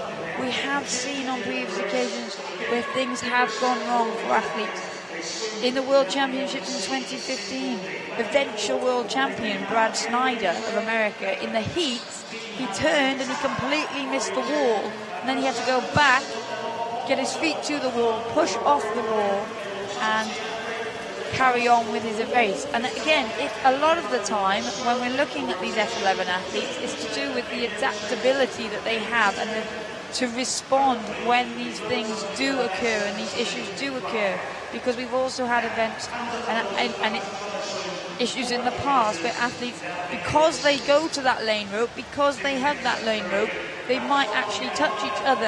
And there was a time in one where actually one of the athletes hit someone else on the head. In fact, Brad Snyder was involved in that as well, and he thought it was the tapper, so he turned mid-race. So there is always an opportunity for something to go wrong in these S11 races, but that's what makes it so impressive, and that's what makes the racing so exciting, because it is never over until it is over.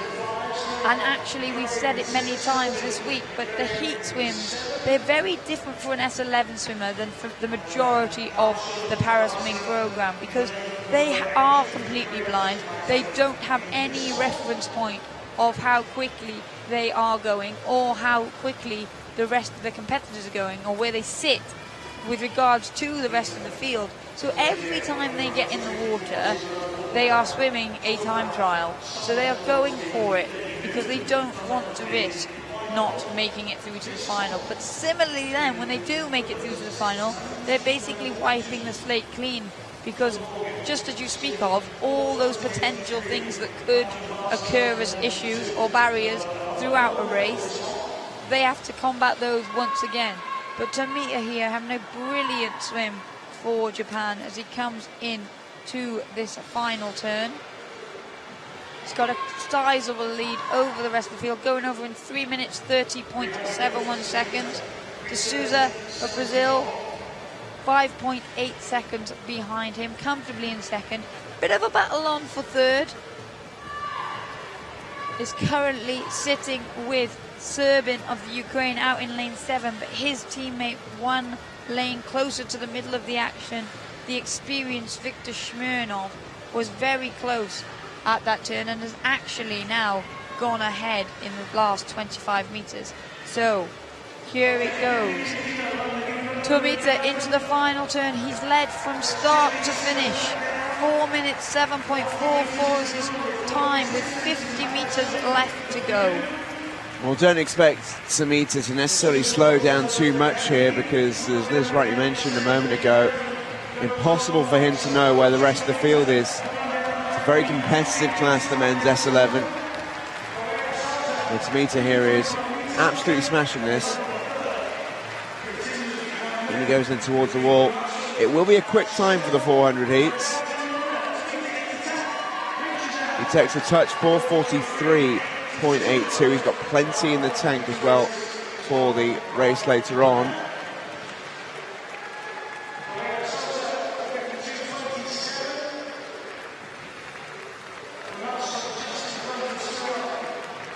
Tomita grabbed a silver yesterday in a Japanese 1-2 with Keiichi Kaimura.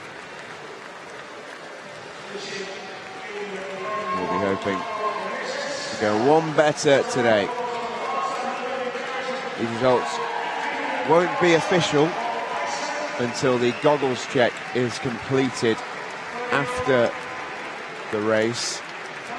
Once again, that's just to confirm that each swimmer was competing fairly. This man here, Gudfinnur Karlsson of Iceland, might be wondering why he doesn't have goggles. Very simple explanation, that's because he doesn't actually have eyes. That's the only reason that someone is permitted to swim goggle-less in the S11 class.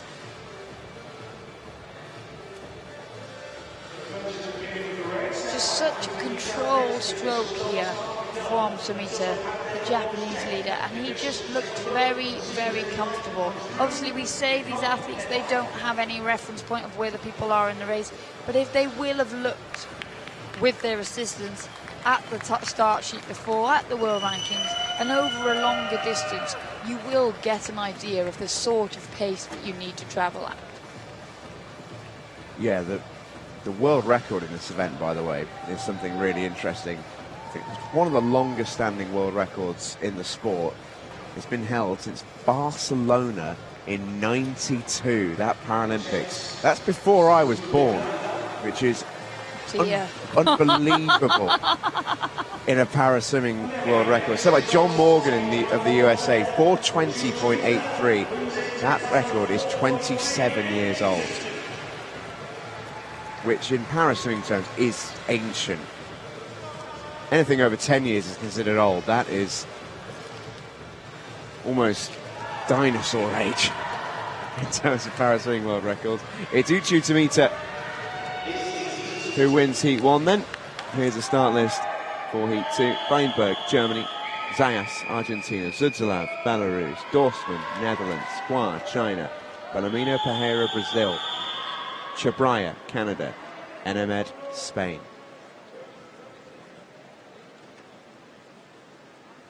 Apologies there, Liz. I didn't mean to make you feel old by any means. I'm used to it, man, don't worry. I think plenty would argue you still look younger than I do, so I think it's okay.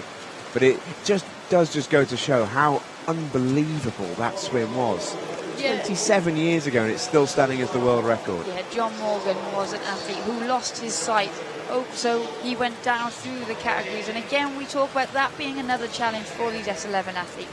It's very different if you've had sight and you've lost it. So you've got the muscle memory and the picture book in your head of what things are supposed to look like. But if you're born completely without sight from the start, then it's very difficult for someone to describe to you what a stroke is supposed to look like, because it's a very visual thing, learning to swim. You see, like, if someone says to you, spin your arms around, there's about 25 different ways that you can spin your arms around. And there's so many different components of a stroke. That even the way, as we see here, how your hand enters and then stretches forward and gets on top, you almost come over the top of your stroke before you pull. Well, it's very difficult to show that to someone when they can't see.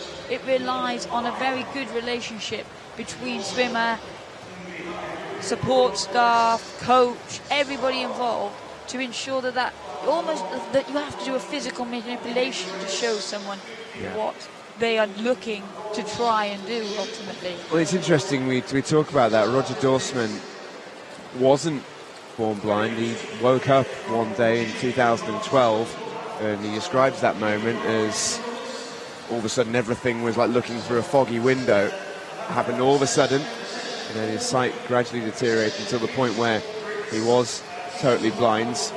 And he was before that an incredibly passionate swimmer, and he didn't want to give that up, but as you say, he does have that reference point previously of already been a very technically proficient swimmer. Absolutely, and you can see that in the quality of his strokes and the way that he performs those strokes. But then the flip side of that is that he then has to deal with the differences in the way that he now needs to live his life and the trust he has to put in other people, because all of a sudden the control that he's used to having over everything, even things like getting to the call room. So before each one of these races, heats and finals, the swimmers will have a time that they need to report to the call room, the ready room, depending on which country you're from, what you call it, but ultimately the athlete preparation area, where they're held by the officials, almost like the school register, to make sure everybody's there, tick them off the list, and then they come out. And you, as an athlete, you try and take as control of as much of the process as possible. So then you look at that sheet and you're like, right, you work back from that and then you get there. But even that, for these visually impaired athletes, they have to rely on someone else to do that for them. And so for someone who had sight before, it's that level of trust, and that level, not just the level of trust in terms of the support staff when you are doing all that initial preparation, but even in training every single day. You know, someone needs to tap you on the head or the back or the stomach, whatever your preference is, so that you know when the wall's coming, because it takes a very brave person to swim at full pelt into what they know is an oncoming concrete wall. Yeah, it's totally true though. Like, it sounds so basic when you say that, but it is remarkable the genuine bravery that it takes to throw yourself into something like this when you don't have the power of sight. Yeah, and Hu Dongdong's going very well here, but it comes down as well to the quality of the communication that you have. I remember one of my first ever trips. We went to Berlin, that amazing pool that they have in Berlin. We've been there several times. We go there every year on the World Para Series circuit. And they were raving about how amazing it was that there were two 50-metre pools that were incredible in this building.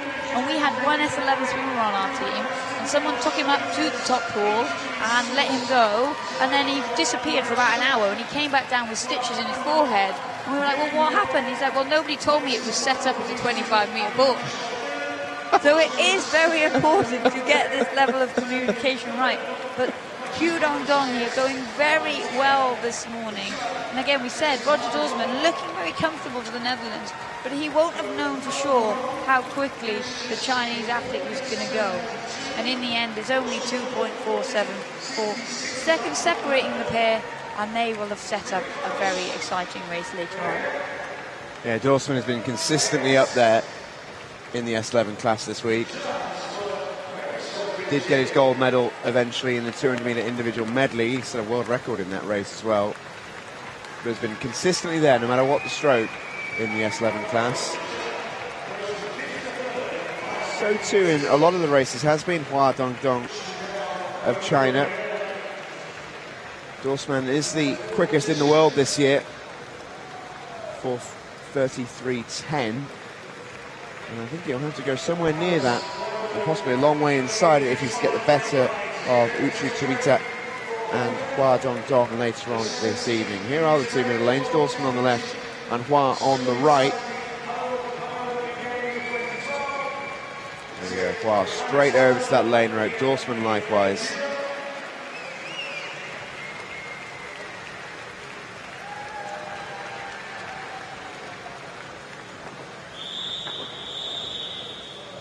They are such incredible athletes, really, really are.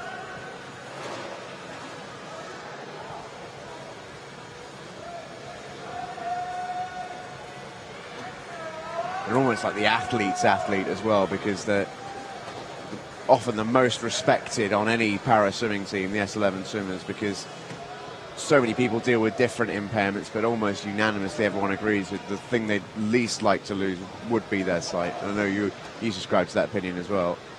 Yeah, absolutely. As I said, like, it just relies on such a level of trust. And I think for me, I'm a bit of a control freak.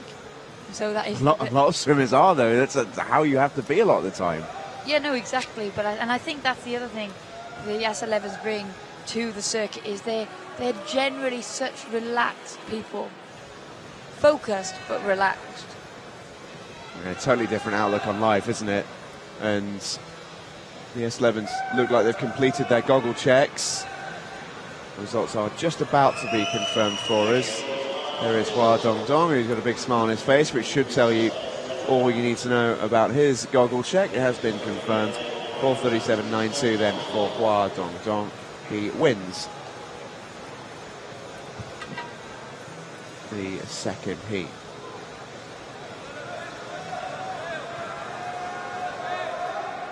Here's the final then for the 400 S11. Hua Dongdong quickest through. Roger Dawson follows him. And Uchu Tomita, who dominated heat number 1, actually 3 seconds off the pace of Roger Dawson. He will go in lane number 3 tonight.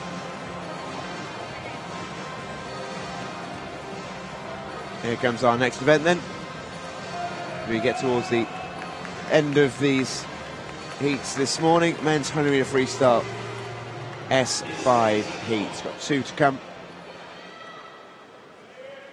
Here's the start list. Iroglu, Turkey. Ingchayapum, Thailand. Zulkifli, Malaysia. Diaz, Brazil. Kuran, France. Kabashev, Ukraine.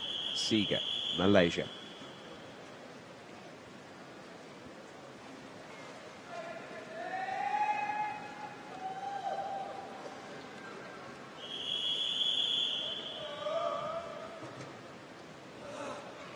Daniel Diaz preparing in lane 4, the reigning world champion in the yellow hat of Brazil, all conquering in Mexico 2 years ago, and he has very, very fond memories of this pool in London from 2012. Yeah, Daniel Diaz really has been the class of this S5 classification group for a number of years. He really pushed it forward, led it on in recent months. He's had to deal with new people coming into his classification, but we saw earlier in the week in the 50 he did very well, broken America's record, and actually Daniel Diaz has won the last 5 World Championships in this event, so he will be looking to achieve the unprecedented and get a 6th world title in the same event in a row. It's a remarkable run for Daniel Diaz. And he comes into it not as the favourite necessarily. He's not the quickest in the world this year, and it's by about half a second. That title belongs to Francesco Bocciado of Italy, who we will see in heat number 2. But Diaz is taking this one out really hard and looking really strong, the Brazilian. And he comes then towards the finish. Under the flags he goes and into the wall. Daniel Diaz, a 1:13.01. He has loads left in the tank.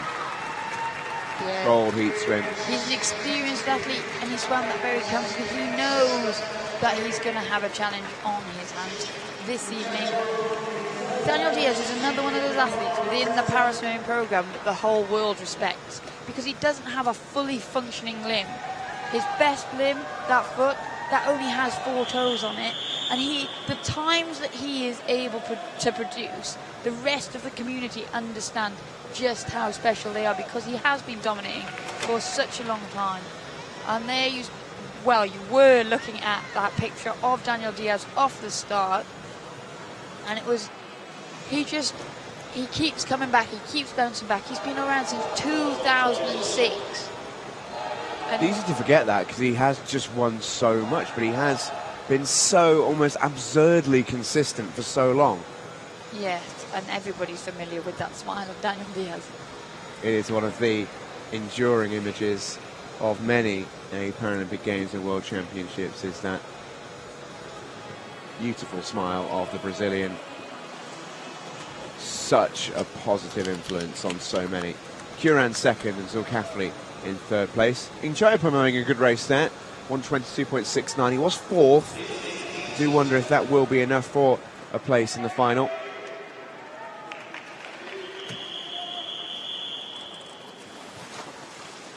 Here comes the men's 100 metre freestyle S5 second heat. Then Rocha, Portugal, Rodriguez, Spain, Hashad, Egypt, Bocciado, Italy, Ponce Bertrand, Spain, Kubasov, Russia, Quetapotha, Spain, and Karimi, refugee para team.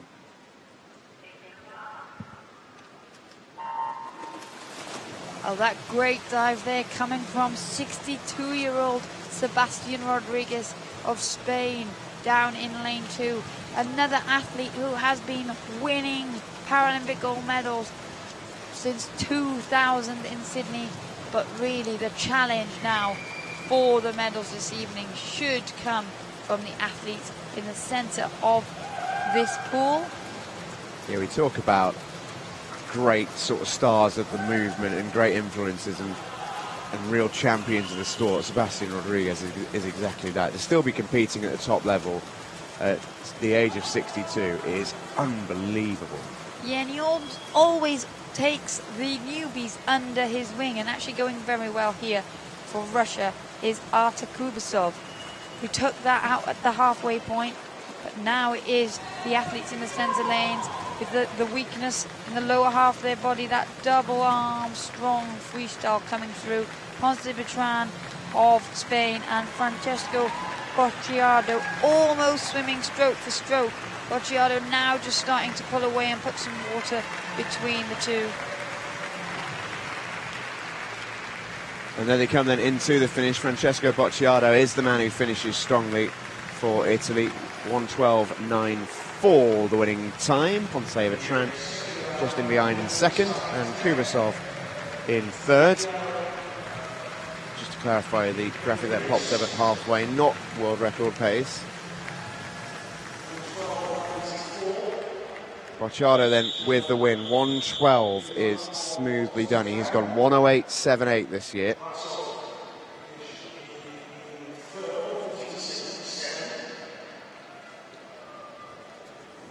That is going to be a real battle between Bocciado and Daniel Diaz later on. And you can never count out Antonio Ponce Bertrand, such a great competitor for Spain.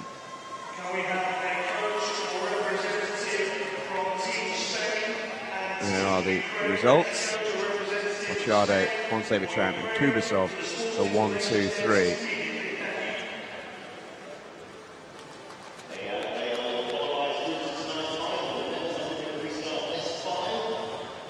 Here's the confirmed results for the men's 100 free. Bocciado and Diaz, the two quickest through. Ponce Bertrand, Kubasov and Kuran will offer ammunition from outside of them.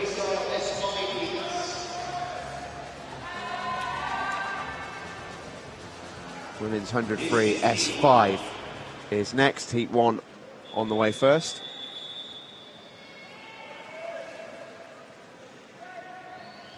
Felices, Peru, Rodriguez, Brazil, Hext, Great Britain, Boccioni, Italy, Pizarro, Israel, Narita, Japan, Sheng, China.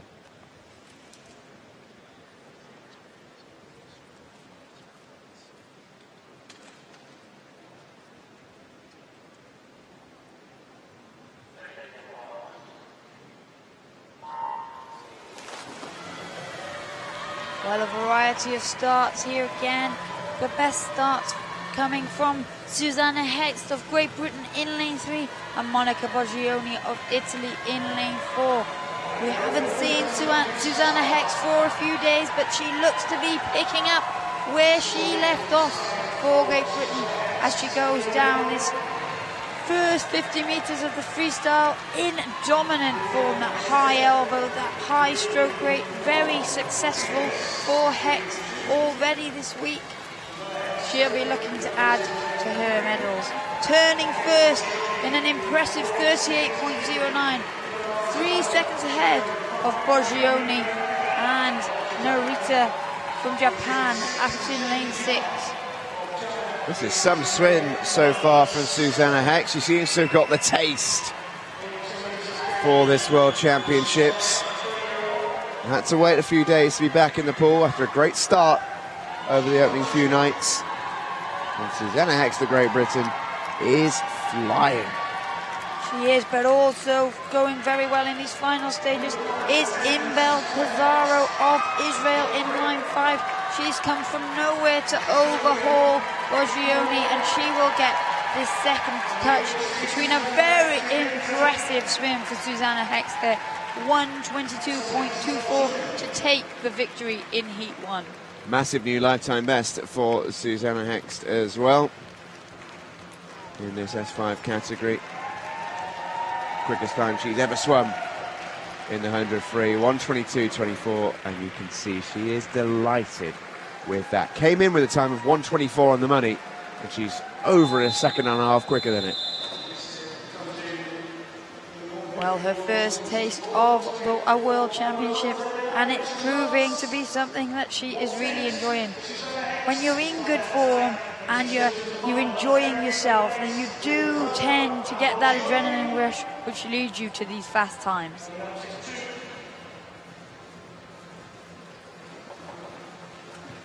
Confirmed results of Heat 1 then. Hex takes it down, 1:22.24. Pizarro and Bogioni second and third. Another great British interest in Heat 2. For the hosts, here's the start list. Biachi, Turkey. Zontag, Germany. Yao, China. Kearney, Great Britain. Talamona, Italy. De Silva Neves, Eusebio, Brazil. Shen, China. Öztürk, Turkey.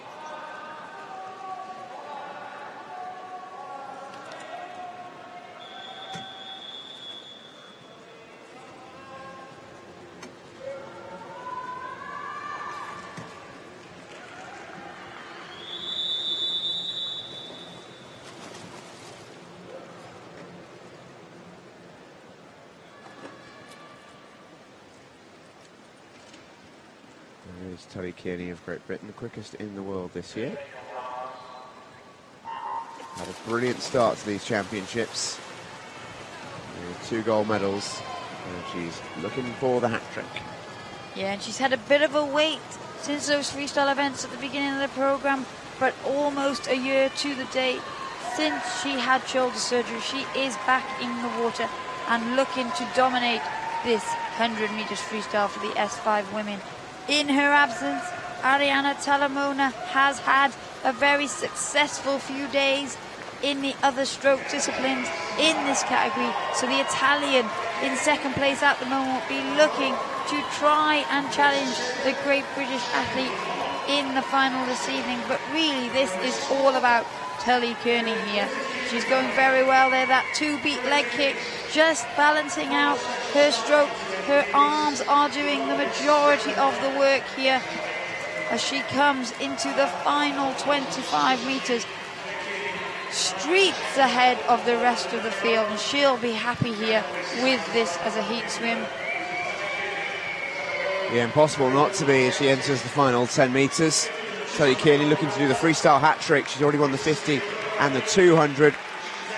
And she's looking very good in the 1 as well. 1:18.25. She'll qualify in lane 4 by quite a distance there.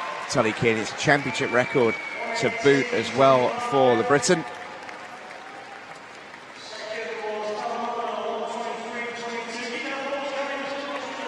Talamona in second place, 1:23.22 for her. She'll be alongside Susanna Hex.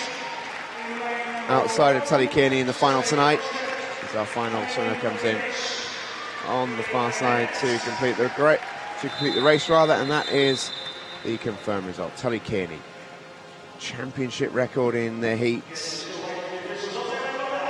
She's gone 1:17.27 this year.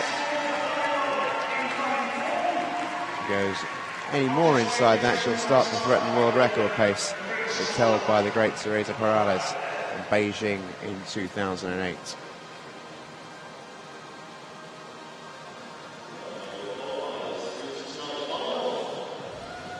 Confirmed results then: Kearney, Talamona and Da Silva, the top 3 in that one.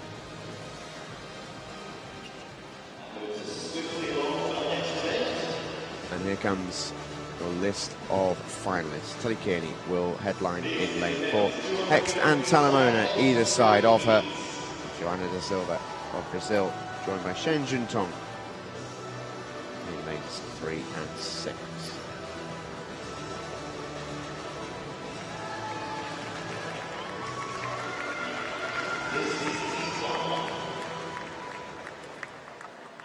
Men's 200 free S3 then, our penultimate event of the morning.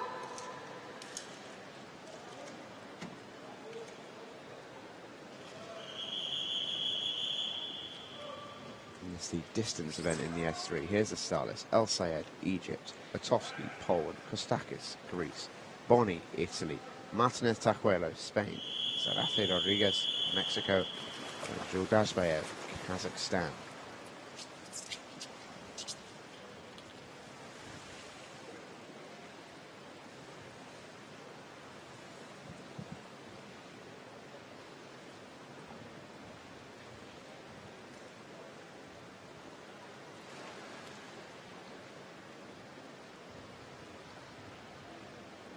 As ever, especially as you go down the classifications and get to the S3s, a variety of different starts preferred.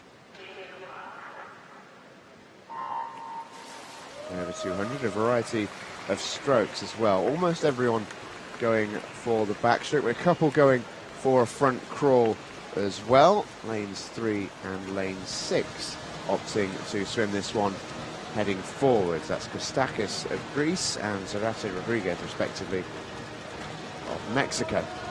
Yeah, Zarate Rodriguez, they're getting away well with that single arm stroke, but it is the backstrokers in the centre lane that will be looking to hit the front of the pack.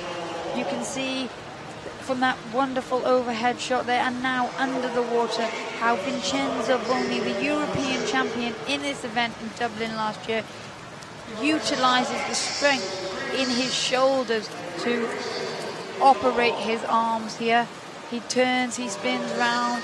In contrast to Martinez Tajuelo, who actually spins his feet out of the water to minimise the resistance, speed up that turn around the wall, and then back up and into their strokes.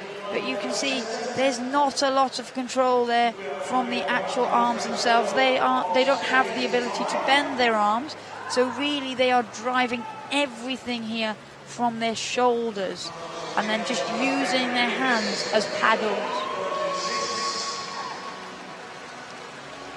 Yeah, majority of the power, especially for the two athletes in the middle lanes here, coming from their upper chest and their shoulders. Everything else just about staying as smooth and as flat as possible. That's the main thing for these lower classifications, just reducing that drag by staying as even as possible on top of the water. Yeah, and that's something that Vincenzo Boni does very, very well. He's so limited with the amount of function that he does have in that upper half of his body, but yet look at that head position, look how flat it is. His face is looking directly up at this wonderful ceiling that we do have in the Aquatic Centre here in London. But a lot of backstrokers do a lot of drills where they'll fill a beaker full of water and put it on their forehead and then hope that no water spills out down the length to perfect that head position. But here, Vincenzo Boni is managing to keep that in perfect position, despite the fact that you can see he has little or no control over his legs swaying down below his waist from the sheer power that he's generating from his shoulders. Again, very quick turn around the wall, and now he's up and he's into a commanding lead here. Martinez Tajuelo has done very well to consolidate that second position as we come into the final 50 metres of this first heat, but Boni here looking to stamp his authority on the field. I've never heard of that drill with the beaker of water, and I cannot imagine how difficult that is. It's very difficult, especially if you're as rubbish at backstroke as me. I don't think I can even get the beaker to sit on my forehead. But no, Vincenzo Boni, he would be able to get the beaker to sit because he's in that perfectly flat position. And by getting that head back, he lifts his feet up, even though he doesn't have any control of them. And so then the resistance is minimised.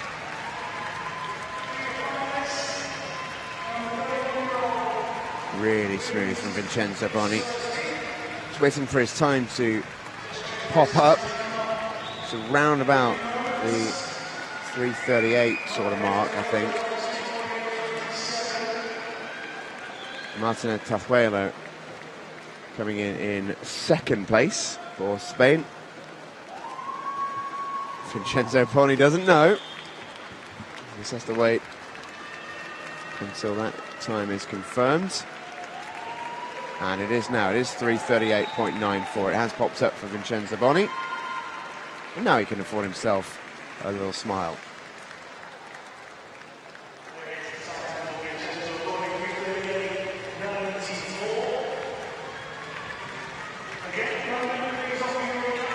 Vincenzo Boni very comfortable this morning in that 200 metres. He got touched out in the shorter distance race yesterday, so he'll be looking now to get on the podium this evening and join the Italian party that has been in full flow this week.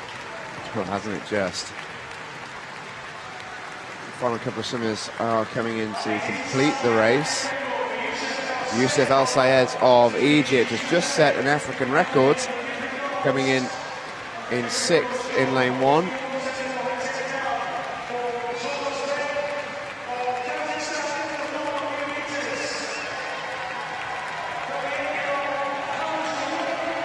Coming in to complete the race is Shakan Jildashbayev of Kazakhstan to finish it. Vincenzo Boni will have his confirmed results in just a moment. He's been watching himself on the big screen at the other end of the pool for the last minute or two, posing for the cameras. And there we go, confirmed results for you. Boni, 3:38.94. Wins the race. Martinez Tajuelo second. Stuck is quite a way back. A great African record from Youssef Al Sayed of Egypt. They are breaking them aplenty this week.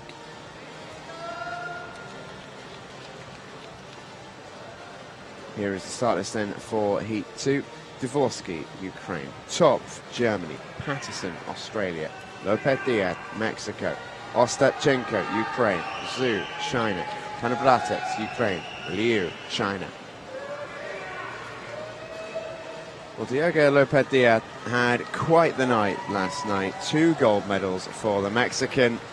And Scooter Patterson, as ever, showing his character as he gets ready for another race. The athletes stare down to the other end of the pool. You can just make out in the background there, the big screen. Scooter Patterson, not exactly camera shy. Well, we say people get excited when they see themselves on the screen, even the athletes.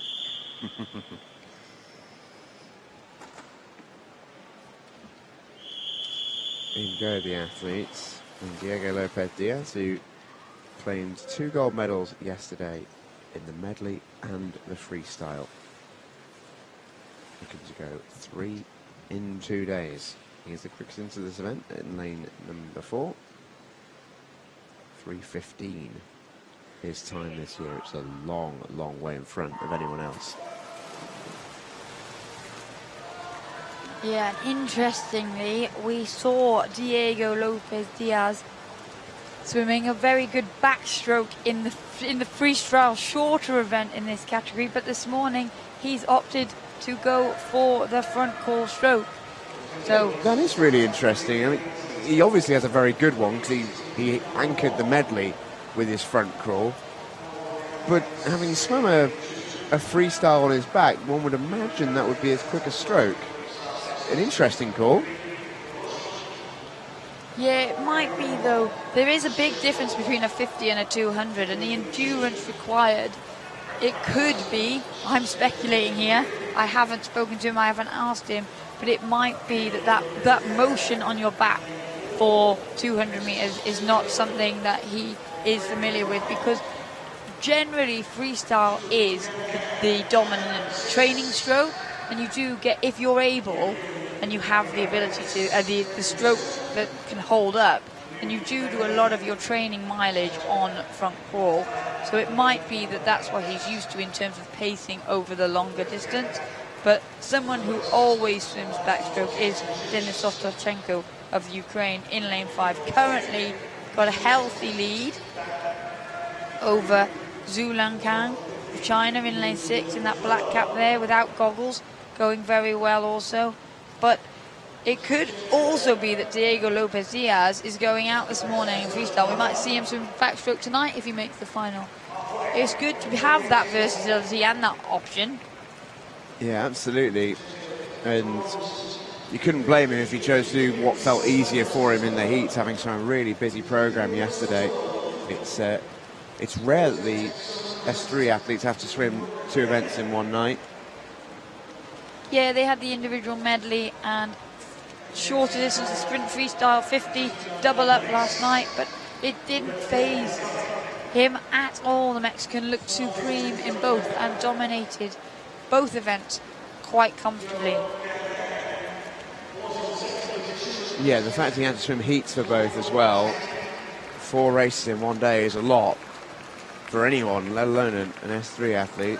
Yeah, the S3 classification for men is a very populated event, it's a very competitive event, and Denis Ostapchenko here going very well for the Ukraine, but it does now look like Lopez Diaz is just he's a silver medalist from the Mexico World Championships at his home World Championships. He had a very successful outing there, and he just looks now like he is in control watching Ostapchenko. He'll be able to see his feet out of the corner of his eye, and he looks like he's happy enough to let him go, which again might be another reason for swimming freestyle, because you can see more when you're doing front fall than you can when you're doing a backstroke. So he might have been able to use this as a method of pacing the race better. But Ostapchenko here been going very strongly for the Ukraine. Yeah, I might try and conduct some investigative journalism in the break. Do it. And figure out what Lopez Diaz's motives were. Ostapchenko touched in first then, 3:28.17. Diego Lopez Diaz in second.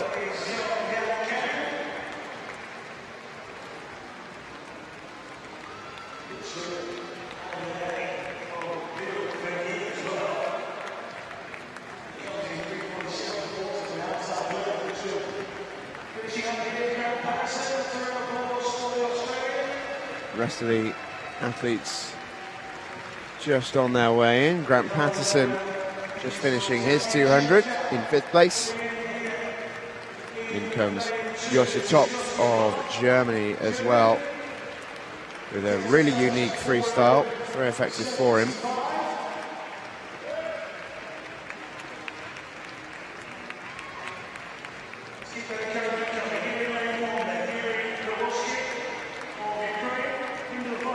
Ostapchenko got a good start and led the whole way.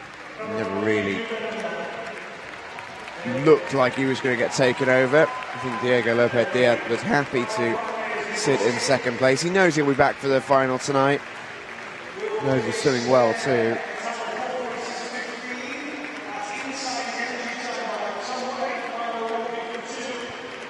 All smiles. Ostapchenko there. Well, Diego Lopez Diaz is looking for his 4th gold medal. He's won the 150 medley, he's won the 50 back, he's won the 50 free, and he's going for the 200 free as well. Nice to see the crowd getting behind the athletes in the outer lanes as well. This is Yevgen Panibratets of Ukraine.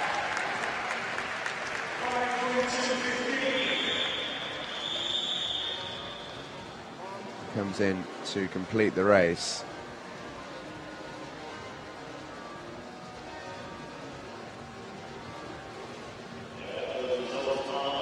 Here are the official results, and Ostapchenko wins it. Diego Lopez Diaz in second place. Zhu Lankang picking up 3rd. Final is all set for this evening.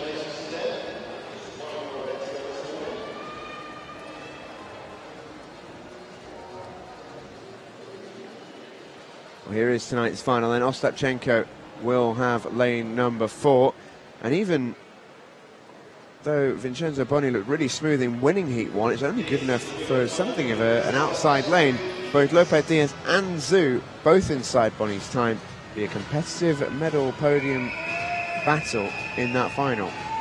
Yeah, and we say again that the importance of when you are in that Heat 1, you can't ever afford to go too easy in the event that something like that does happen. Vincenzo Boni, though, very experienced. He will have known exactly what he's doing. It's a numbers game sometimes in the heats. Here's the start list then for the women's 100-metre freestyle S3.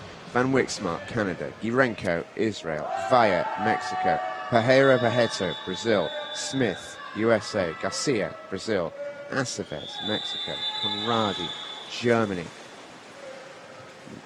Enns, Canada. And Ildem of Turkey.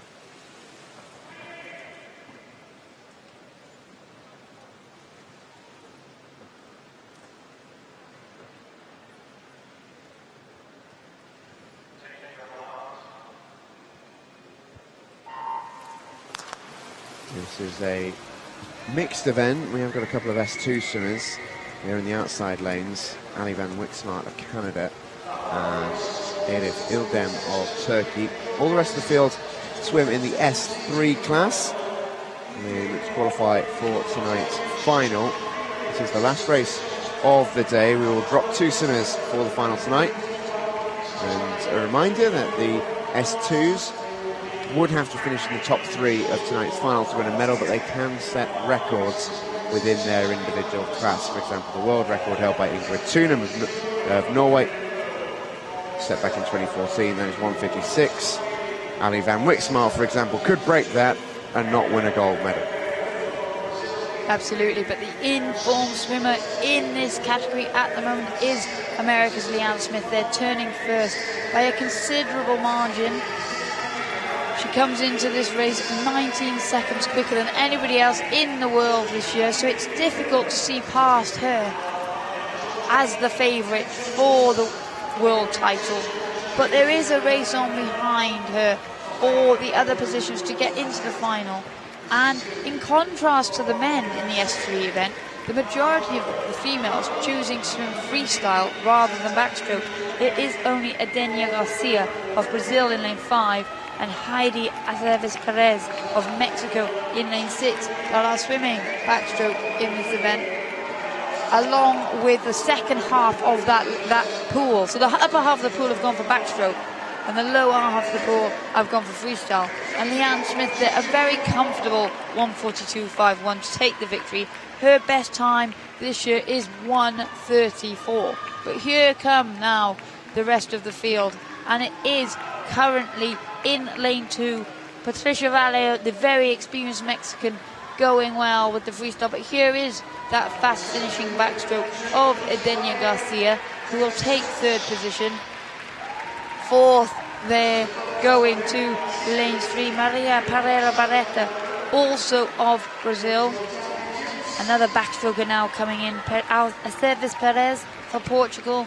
And as the other athletes look to finish off their races, it's quite close for those back end positions to get that place in the final. In comes Ali Van Wixmart of Canada in lane 1 to complete her race.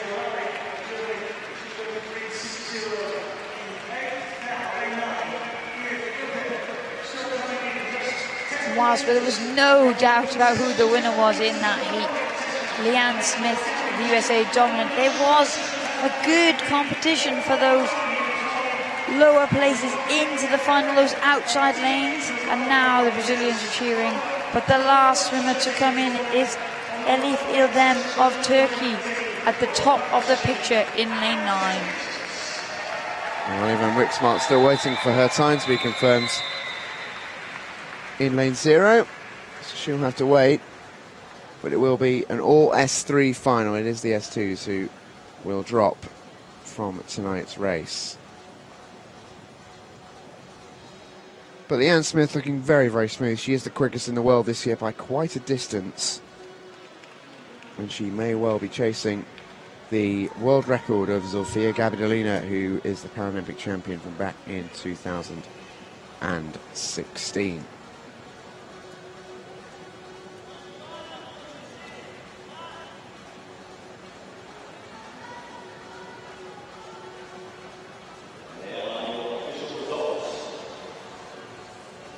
The results are in for our final race of the morning. Leanne Smith confirmed as our winner, 142.51. Patricia Valla of Mexico coming in second place, and Denia Garcia of Brazil picks up third.